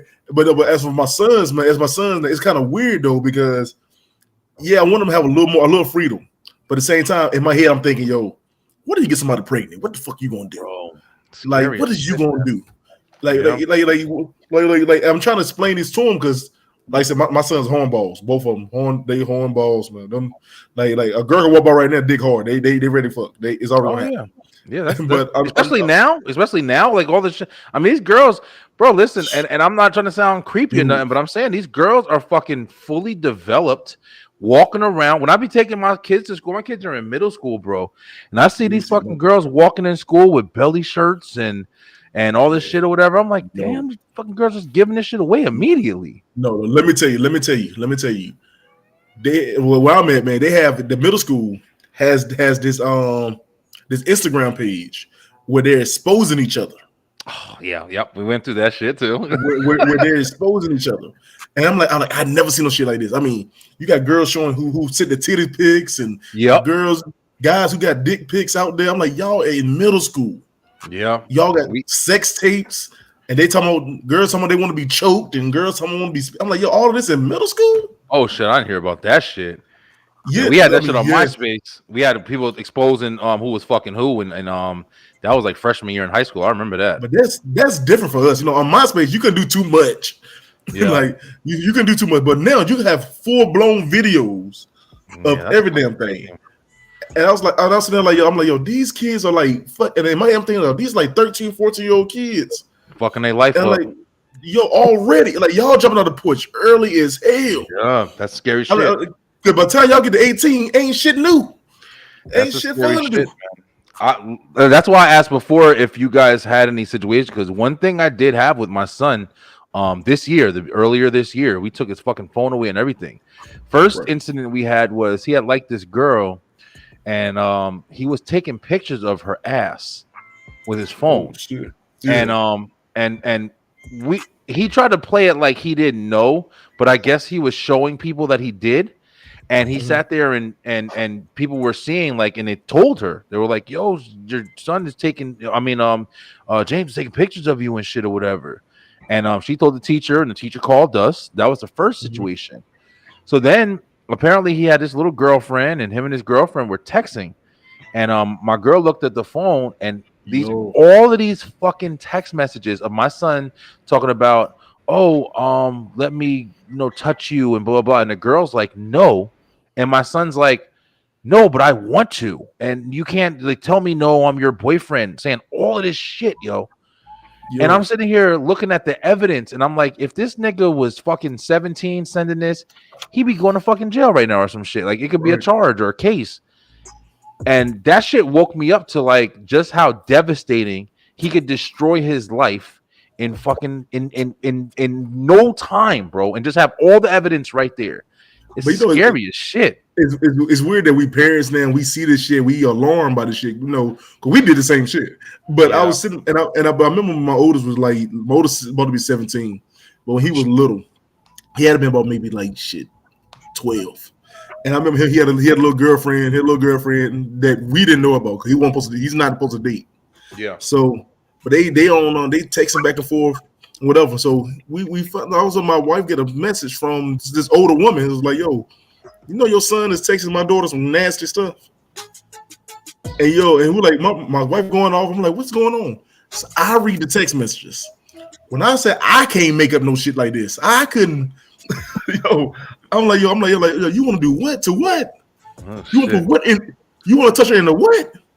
Oh, I want to make you nut down your legs. I'm like, what the fuck? What? Oh shit, he was going in. Let me keep on reading though. Let me keep on reading. Yeah. Look at this. Look into this shit. I said, what do you know about this? I didn't do it. Parenting is It was crazy, bro. Isn't it crazy? It is. Being parents, the three of us in this room right now, we all been in different experiences, but we ain't no boring. I can tell from Harris to Eric to me, we ain't the motherfuckers that grew up playing Yu-Gi-Oh in the mall. Like we've had some fucking experiences. Ain't it crazy that we growing, raising kids into this fucking society? Like our crazy asses is raising kids. I be thinking about shit like that all the time, yo. Like when I be doing these shows, man, I be doing these shows and I be talking about like kind of like reliving my past. Bro. And I be thinking about the stuff I did back when I was younger. And I'm like, yo, Eric, you did some crazy ass shit. Especially when I'll tell y'all again, when I was going through my pretty boy stage, nigga, that was a whole different nigga. That light-skinned, dread-headed motherfucker was a dog, boy. He didn't give a damn. Then that little hood version of Eric, that nigga was a whole different now nigga. Like I'm a suburban dad now. Yeah, it's crazy, bro. Like I told my family one time, I was like, I was arguing with my mother. I said, I feel like I'm in a fucking witness protection program because I was like, it's so different. Like I'm so different than I never would have went through this shit like as I am now, bro. I got something happened the other couple weeks ago. I went into the local Dollar Tree, and this one I live by is trash.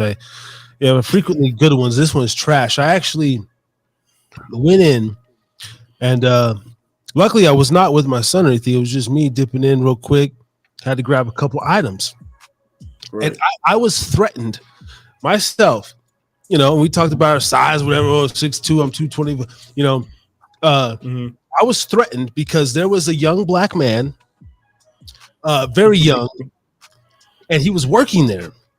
And he had a little apron over him, but he was wearing a gray hoodie, sagging his pants, you know, the whole image, you know, the underwear. And he was rapping. I mean, bro, he was literally rapping. I don't know if it was his own music. I assume he was listening to something in his earbuds. Every other word was, of course, you know, the bitches on my dick. I'm gonna murk it. I'm gonna slide. And I just kind of walked in, man, and you know, there's white people amongst everybody, but even I'm appalled. Like calm down. Yeah, I feel you though, bro. It's funny because I heard his ass. Like even I kind of turned the aisle and I looked. I said, "No, I ain't going down that motherfucker." I went up, boom, get my shit. I said, going around. I said, "I'm actually glad I don't need nothing from that aisle." Holy shit! Yeah, I feel you, bro. I ain't got all my stuff. He's still coming.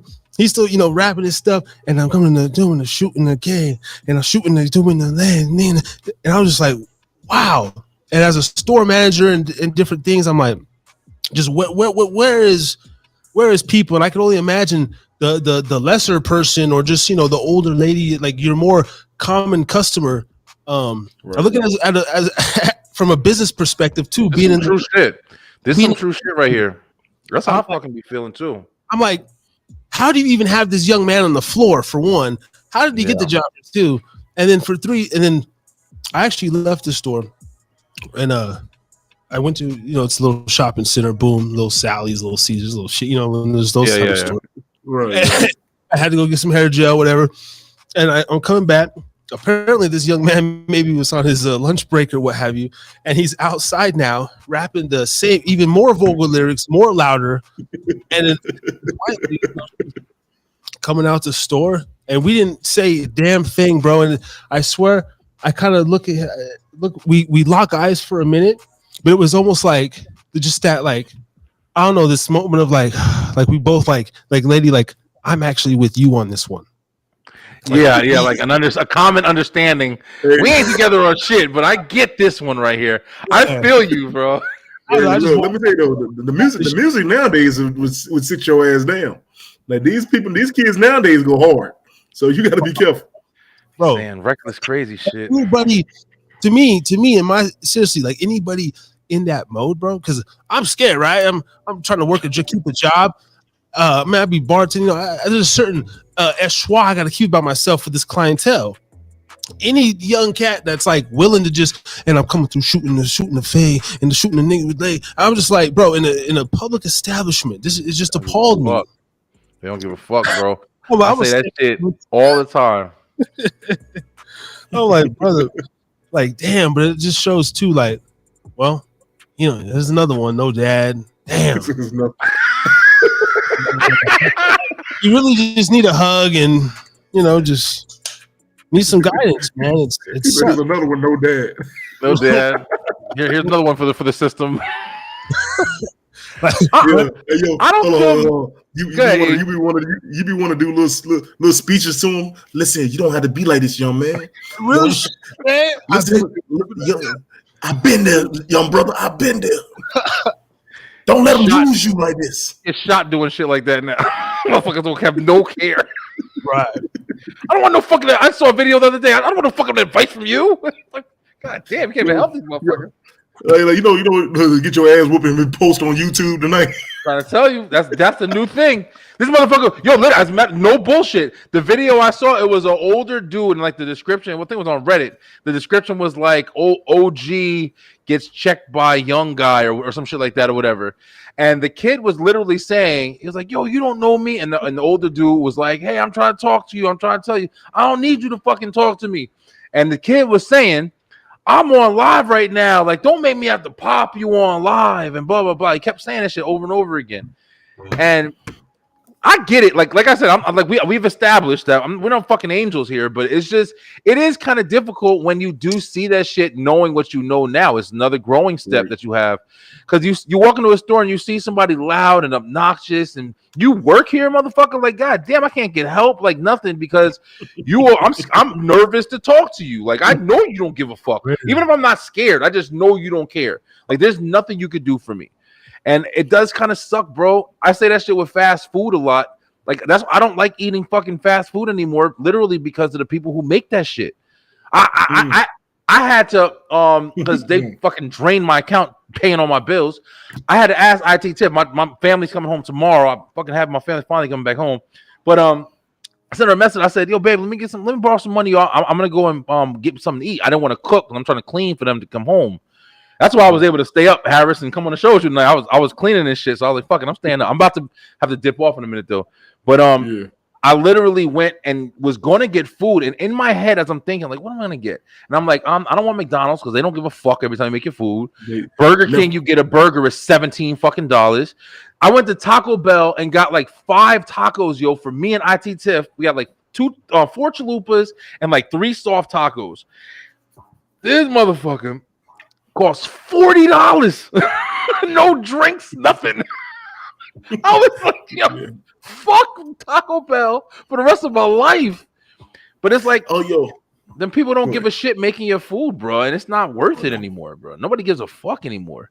At first, nobody want to be at work, so you go there. They were like, all right, man, whatever. I get them, and I get like, I get mad. I'm like, you know what? I'm just leave. I don't need you to spit in my food. I'm going for real, for real. Well, now they got them the kiosks too. They don't have. I actually just went to Taco Bell recently, and it's funny because I looked at them, $1 cheesy bean and rice burrito, and they got the $2 grilled chicken. I just said, let me get one of each. It was like 3 something. That's all I got. Let me get that shit. Yeah. We ain't get that luxury, man. I wish the hell I could get a $1 bean cheese and bean burrito. Bro, man, shit, I would be fat as hell. I'm already big. God damn. My neck would be like this. I still got mine. Hopefully, it's still somewhere. It's an inch and a half. It's an inch and a half. There's enough there still. There's enough left. I can still turn. Yeah, I seen like 4 items up there. I said, no shit. But I remember they had that. It filled me up. But first time I actually had to place an order on the damn kiosk. But I said, well, I'm paying cash. Oh, yeah, that's fine. Just still type it in. I said, ain't this a bitch? I'm just looking in there. Submit my damn order, man. And the same bitch still came to the register and took my cash. And usually now I would put up more of a fight or something, but I don't know. I was just like, really, I had some other shit to do. Only had like 20 minutes. And it's like, it was just a fucked up situation. But yeah, they just like they didn't have anybody working unless it was cash. Other people came in like, yo, like basically if you have a car, they ain't fucking with you. Like tap and pay, all that right there. Yep, I know. You Hey, yo, know, somebody, I'm gonna show this real quick, man. Because we'd established that all of us are step parents, basically, Yeah, right? to a degree, We all we all got step kids. Do y'all remember back when it was a time where they were posting videos of kids beating up their stepdads? I'm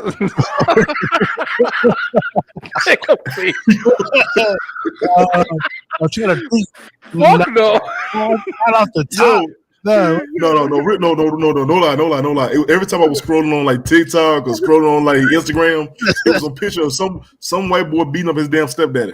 And I was like, and I was sitting there, I remember one day I was thinking in my head, like, yo, is this little nigga ever fucking try me, man? Yo, this is fucked up, right? All right, I'm gonna say this shit real quick. This is fucked up, right? I got pissed one day. I forgot. I forgot what I was mad about. Yo, listen, I'm not like this all the time. But I got pissed one day, and Tiffany had pissed me off one day, bro. And it was about something we were arguing about my stepdaughter. And I said something, and Tiffany got really fucking mad because I said it. I said, listen, if that motherfucker, I'll fuck his ass up in front of her or some shit like that. Something along those lines. And she got so upset with me, bro. And I felt so bad after I said it because I understand like that kind of concept.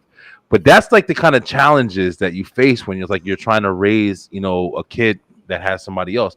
And I'm always trying to be really fair, like, really, really fair, where it's like, I don't ask her to call me dad. I don't even want her to call me dad. Like, I never want that. I'm not trying to take anybody's place. I'm just being here. You know what I'm saying? I'm here for you when you got your recitals. I'm here for you when you got your homework, whatever it is. I'm here for you because I'm awesome. She calls me awesome sauce. Like, she been calling me that because when we first met, I said I was just saying awesome sauce. Everything she was saying, I was like, that's awesome sauce. This like trying to vibe with her and shit. Mm-hmm. But so she called me awesome sauce to this day. And I've known the girl since she was 7. But but yeah, as far as listen, like I can't even imagine. Let me tell you, real talk, because like I said, when I got with my wife, my kids were probably 9 and 7, so they were little kids. So you know what I'm saying. So we have had over the years, we have had moments where we bump heads, and you know what I'm saying. I came in as like trying to be the fun, like. I didn't want you to call me dad. Don't call me dad. I'm not your dad. Just let me be. Just give me the respect, and I love you. I'm gonna love you regardless. You don't have to call me dad. You are my son, regardless of whatever situation is. But we have moments where you try to parent. You try to be the parent, like, and they look at you like, motherfucker, you ain't my daddy. Like you had those moments. We have those moments.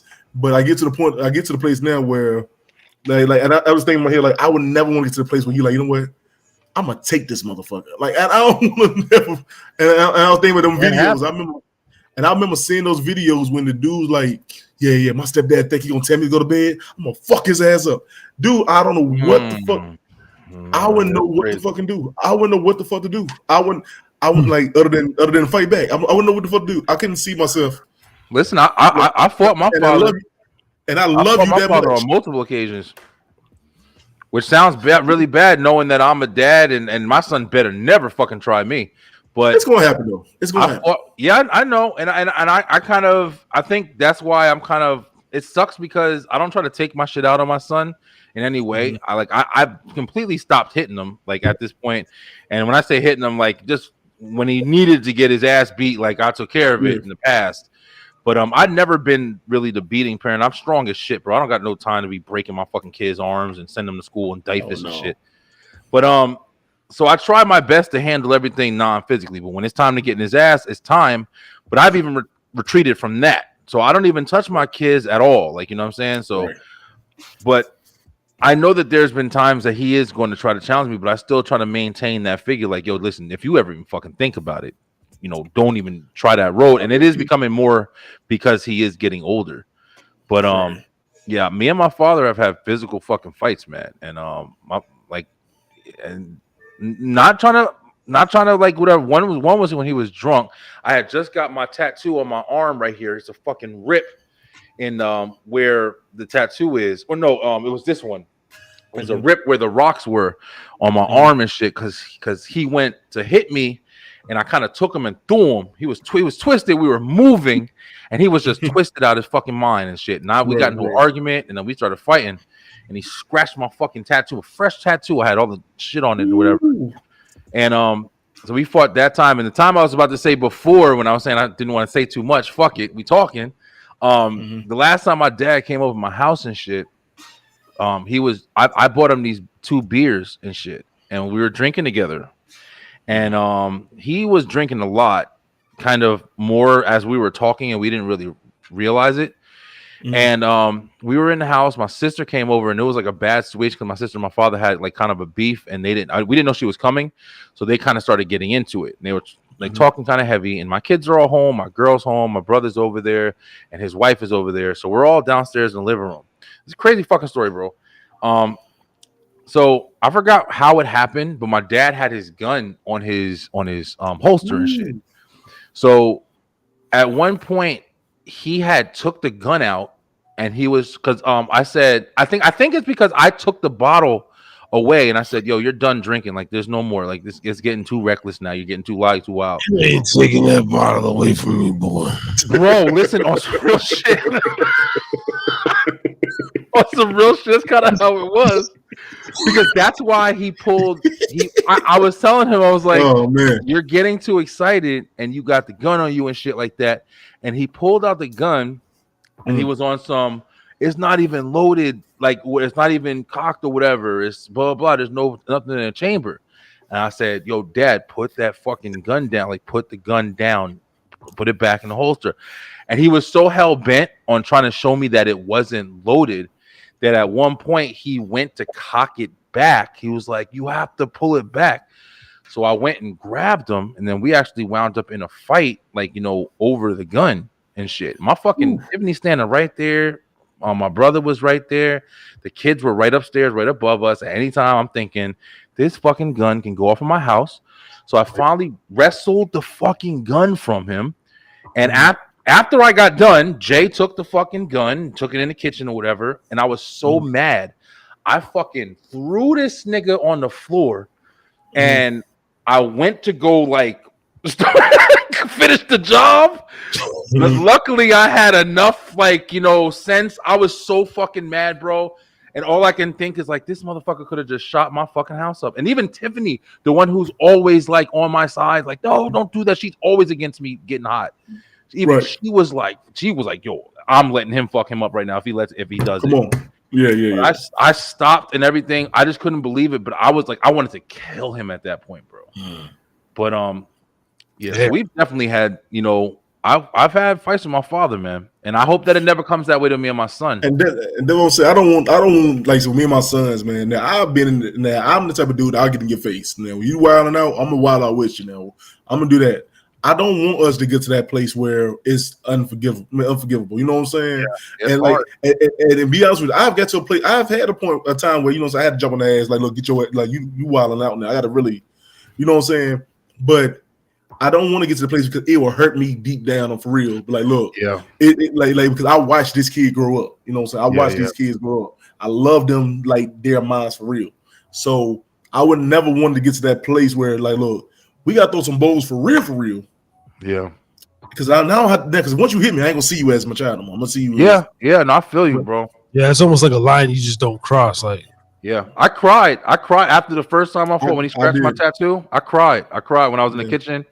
Yeah, I felt bad, man, because it's some shit like you don't ever want to go through that shit, man. You know, you don't ever want to be that kind of person. Yeah, it's like my son's 8, and we have a dope ass relationship, and like, but one of our like day-to-days is like we just wrestle, right? And then we're playing football right now, so pretty much doing little drills with him. But then we do like a tackle football. I let him, you know, tackle me. I'm getting up and down 40 damn times, and then we wrestle a lot, right? And he's done a year of karate. He's doing some MMA stuff right now, like a couple days a week. He doesn't really like it, but I'm like, no, stay on that shit. So, but man, like even the other day, bro, I think like yesterday, like we be like fighting on the bed, or I body slam him, right, pick him up, boom, right there on the mattress and shit. And but sometimes just kicking and stuff, like he just randomly, he'd be randomly like the other day, this motherfucker like hit me in the jaw, like That's hard. like he kicked me on this side, but this side hurt the most. Look, the shit like did like a shift. I was like, Yeah. bro, I'd be like, literally like, and he know immediately he's like, sorry. Yeah. I gotta snap out of it, like, okay, like time But to fuck like, out. it's gonna get to a point where I feel like, yo, look, I think me and my dad got into it before. Yeah. You can get to the point where they gonna get old enough, they're big, they're gonna be stronger. Like they gonna look at you like, man, this nigga can't tell me what the fuck to do no more. And it's gonna happen. But you gotta know how to control yourself with it. You know what I'm saying? Because I don't want it. Yeah. Well, that's just like completely play stuff, you know, right? But I'm saying, like, in general, I keep you know, I walk up on him. We just do wrestling stuff, right? But I'm thinking over the years and years, I bet one day, and he's a stocky kid too. He might not be as tall as me. He might be taller. But sometimes it'll be like fast forward and like, yo, one day I might have to just wrestle this motherfucker for real. Like, you know, he might be like, let's go play tackle, dad, or you know, what's up? And I'll be like, what's up? Nah, you know, I'm like, you know, foreshadowing shit, like have to headlock him at a Thanksgiving one day, like, you know, mama hit him like, let him go, like, it does change, man. That almost be cool. That almost be like a blessing though too, like, you know, like that baby boy shit, you know, just push him back, like, you know, I love you, motherfucker. Let's go eat. Oh man. I think my son is going to definitely be taller than me too. I definitely think he's going to be tall. His mom's side of the family, they're all tall, and his grandfather's really tall. He's already at like my shoulders at this point, so he might be taller than me. How old is he? 12. Ooh. My son's going on 12, going on 13. Yeah, I think he's going to be tall, man. He's going to stretch the fuck out. Let me tell you, I looked at my youngest. My youngest is taller than my oldest. My youngest, I think he's 6 foot now. I think he's about 6 foot. And my oldest is 5'10". And you ever see they stocky as hell, man. My oldest is swole. My oldest is literally cut the fuck up. Yeah. And my youngest is thick and big, and they're both on the football team.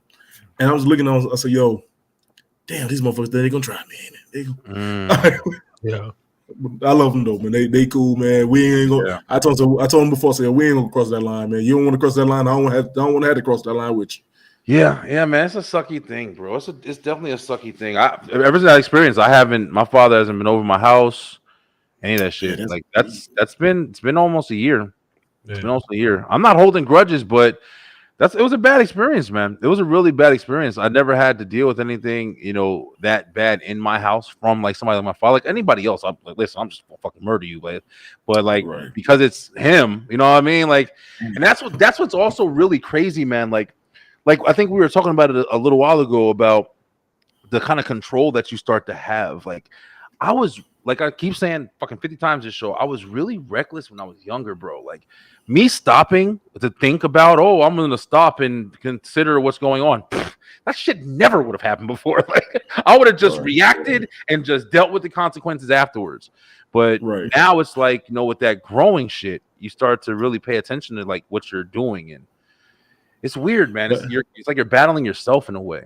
But B, I think it's crazy because you're in that, like, with that situation with your dad, you was like a parent and a child at the same goddamn time. So that's the part that got you. You know what I'm saying? Because in the child part of your head, like, man, I can't do this. Like, this is my dad. But then the parent, like, no, I got to defend my family. This is my family. I'm gonna worry about. So you in that whole that's a tough situation. Yeah, that sucked, bro. That shit really, really, really fucking sucked. I can only imagine that. But you're gonna choose a parent every time, motherfucker. Daddy, you gotta go, Daddy. What the fucking up? No. I can see him there. Well, Richard, get the fuck out. Yeah. I don't know. I never hope that I ever get into no situation like that where I'm dealing with, and it sucks that, you know, you have this rationality too. It's like, I don't ever want to ever let my son see me. But I personally feel like, I don't know if anybody can feel like this, but I feel like that my father's caliber is a little different. And I think I understand it now that I'm older. And I kind of know that I don't think I'm ever going to be the way he is, if that makes sense. Even though I might have relatable traits, But as far as mentality, I definitely don't think I'm going to follow his footsteps in that way. Not even just natural progression. I think I'm old enough to understand that at this point. I could be wrong, but I'm pretty positive of it because he doesn't have a good outlook on the world, man. He's very closed-minded with shit. I'm trying to knock my dad. Like, he was there, took care of us his whole life and everything. He's still around, but sometimes you just gotta separate yourself from your closest ones, man. True, man. Unfortunately, that is true. I'm a guy that doesn't. I was adopted and everything, so I don't have the blood aspect. Like family. People that I rock with closest aren't my kin. I just go off that. But before we get too lost in the sauce, I know you guys gotta wrap it up. So yeah. And I'm trying to do these shows under 3 hours anyway. So gotcha, cool. I'm glad we came on, bro. I'm really glad you posted because I was literally cleaning up. I saw Harris. I'm like, man, fuck that. I'm about to stay up and get on Harris's drink. And I ain't been on Eric. I'm fucking super. Wasn't expecting you to jump on here with us and shit. Hey, no, I was getting up at work, man. I seen it in the chat, man. So I said, well, I'm at work right now. I can't really go in there. When I got off, I said, oh shit, they still on. Let me check it out. And I heard some about y'all, but who choking your bitch out? I'm like, well, hold on, wait a minute. Where it all started and shit. Wait a minute. Matter of fact, I got something to say about this. And that's why it's not a problem, man. Yeah, no, I appreciate it. It was good meeting you, man. And now we made this connection. I'm trying to pay a little more attention, and then we can get you back on, and definitely out. And, yeah, man. Harris, we got to get you back in the chat, bro. I know you your time slots and stuff like that, and you've been doing the radio. You've been doing a lot of big things, bro. I'm definitely proud of you, man. I got your Calendly, thing, and I was like, yeah, I'm just gonna book something, and I'm just, but Sundays are a bitch, man, because there's money maker, especially with this football, and so I'm always like, but we'll definitely make it happen. Halloween, Thanksgiving, I'm still planning to do a Pods Bash. I'll come to yours, you come to mine, the same shit. Oh yeah, same shit as last year. Yeah, Eric too. Eric, we going Pods Giving, bro. All fucking day. We going straight through. I'm ready. If you're doing like it'd be cool if we could cross promote a little more. Maybe I don't know how long you're planning to go. 8 hours was like pretty extreme. I was even thinking I was do 1 4 hour this motherfucker. But I'll do a 4 and then promote. Hey, just like last year, but even more. We're going over to Beelines, for dinner. And I'm whatever it is. Yeah. Do like a thing. I'll do a special episode then. You know what I'm saying? Because I'm on this hiatus to the beginning of the year, but I can do a special episode and y'all can come on, man, and have random thoughts with me. And it'd be great, man. I'm down. I'm however you guys want to work it. I mean, Harris, like you said, if you were going to do one, I definitely can work mine around yours. Whoever wants to do the closer, I think you closed last year. I love Eric. We had this shit last year. We literally did like a fucking Thanksgiving pod what do we call it? A pod palooza or some shit like that. Pods giving. Yeah. So that's great. I did last year I did DC's Guinness World Record. That's right. I remember that. I was on DC's like Guinness Book World Record, and so he went 48 hours of having a live stream. We did. I didn't know DC was the one who did that shit. Yeah, that was DC. That was DC's. So I was we were having podcasters jump in and out. Okay. And I remember I got on there as soon as I got for work, man. And I did like 3 or 4 hours of my show, and it was like we all joked around, and it was crazy. Yeah, that's awesome. A crazy ass experience. That was a crazy experience. Is there a certain requirement? Because I'm about to go call up my Adderall dealer, or maybe go get a. We're gonna go 60. Damn, he did it during I think it was Martin Luther King Jr.'s birthday weekend, and I think it's for the Guinness World Record, and we went. I think he went. Shit, I want to say 50 some hours, 50 some hours, of a straight live stream podcast, and he had like different podcasters hosted the show, and it was just like you just came in and out. It's never stopped. That's and you cool. You could jump in at any time. And it was you was meeting somebody from around the world. Like he had people from around the country hosting this damn show. And I was like, That was cool, man. That was cool. That's pretty cool. Yeah. I love shit like that. Yeah, I'm doing this last laugh challenge too, bro. I want you guys to be a part of it too, man. I'm still putting it together. I was gonna try to save it for next year, but I'm thinking December I'm gonna actually have it finished and start. It's gonna be a lot of fucking fun. It's gonna be like a routine kind of thing, and I want to see it. Who like we'll have winners and losers, and then if more people get into it, we might make it kind of big. You feel me? So what you do? What you gonna do is like whoever gets stumped or something, they get kicked out. Yeah, well, you're gonna basically. I'm trying to have it so it can be because I want whoever to have it. I want it to be a full show. So if you got motherfuckers in there just laughing their life away, I'm gonna try to make it so everybody knows, like, yo, try your hardest not to laugh. Like I'm gonna try to make you laugh. I'm gonna try to sit back on it, so I'll be kind of just directing it and shit because I'm picking the videos and stuff. But yeah, it's gonna be basically that. It's gonna be roast battles where we roasting like different pictures of celebrities or different videos that we're watching. Well, maybe somebody's cooking nasty food, and you got Eric and Harris is going up against to see who's gonna make people laugh the most, or see who laughs the most. Let me tell y'all, it's gonna be fun as shit. I'm the worst guy. You tell me to tell a joke, I'm the worst guy to telling jokes. But but when it comes to like I become just naturally saying some crazy shit, that's me. There you go. So yeah, you definitely gonna want to be on it. Yeah, I'm gonna find like jokes and shit too, like to we read a joke. You see them, they're doing it a lot now. But one person reads a joke, if the other person laughs, it's just the same shit, but it's our own spin on it. And I'm trying to do a lot of fun shit like that, bro. I want to have fun. So like dad jokes.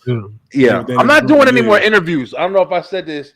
I'm not doing any more interviews. I'm not doing interviews anymore. I'm done with that life. It's gotta be like us talking shit, getting on like just how this show is tonight. Like us talking about stuff, man. Whether it be current events, whether it be past experiences. This is the shit that I love with this, bro. I'm done talking to the life coaches and shit every day. Like just certain people out. If I want to talk to you, I'll have you on and we just talk open discussion. But as far as just these guaranteed interviews, I ain't doing that shit no more. The regimented, that shit. Yeah, I'm over it. Oh man, I don't know. I try to change. Every season of my show, I change it up. You know what I'm saying? Yeah. My season 5 to me was like I call it my Dr. Phil season because I was on my serious like interviews. We're gonna dive deep, and I said after this season, I don't know what the hell my next season is gonna be. And I thought about, you know what? It's gonna be my story time season. I want us to go in there, and I mean, we all have been through some shit. Oh so yeah. I want everybody to get a chance to like, look, this is what the hell we went through, and this the story. That's cool.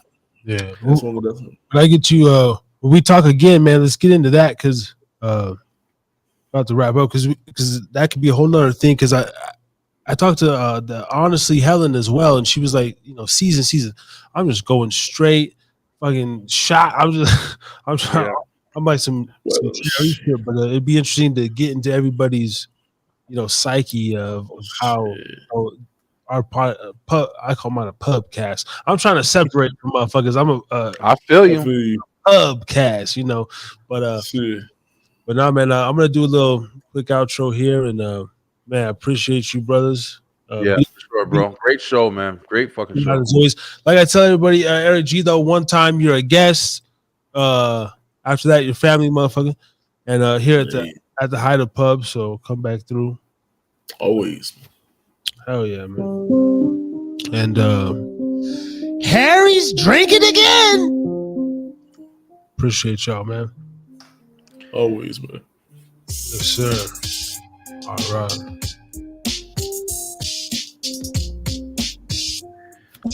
Go upstairs and get 4 hours of sleep and get my ass back to work tomorrow.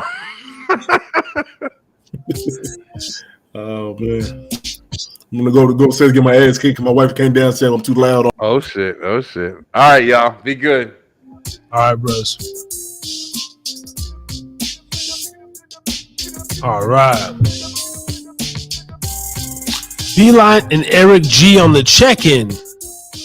You never know what you're gonna get over here at the Harris Drinking Again Pubcast.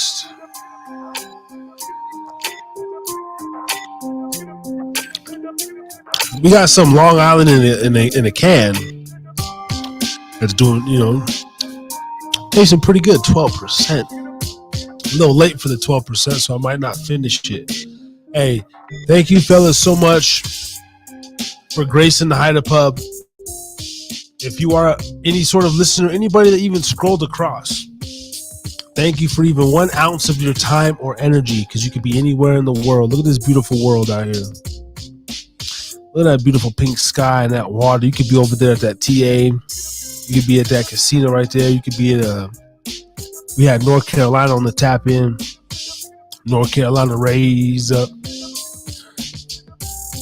So I appreciate it, much appreciated. Shout out to Podbean. Not much traction over there tonight, but thank you so much. Buck, Virgo, and some bot people. And Richie Dutchy earlier on.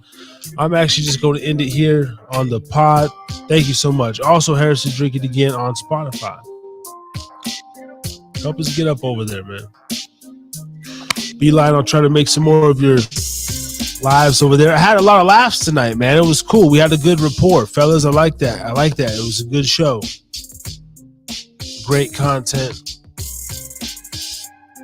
Yes.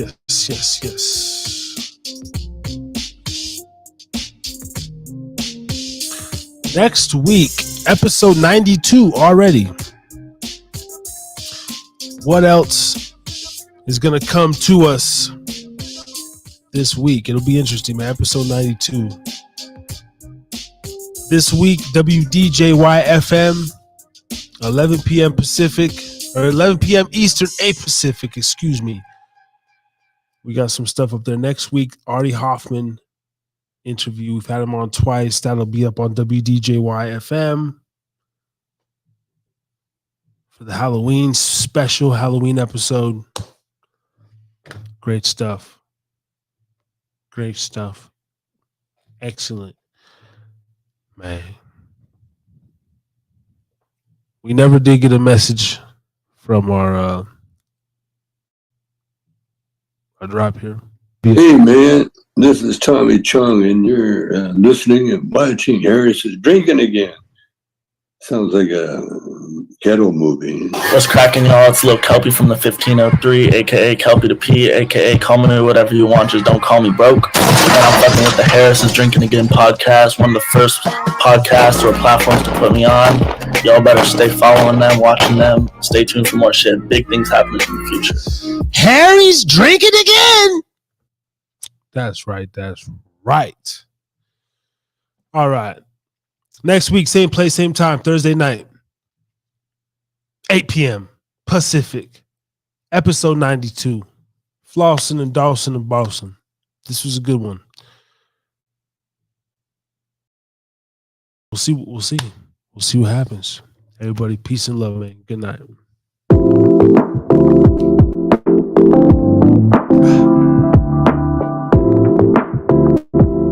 And I'm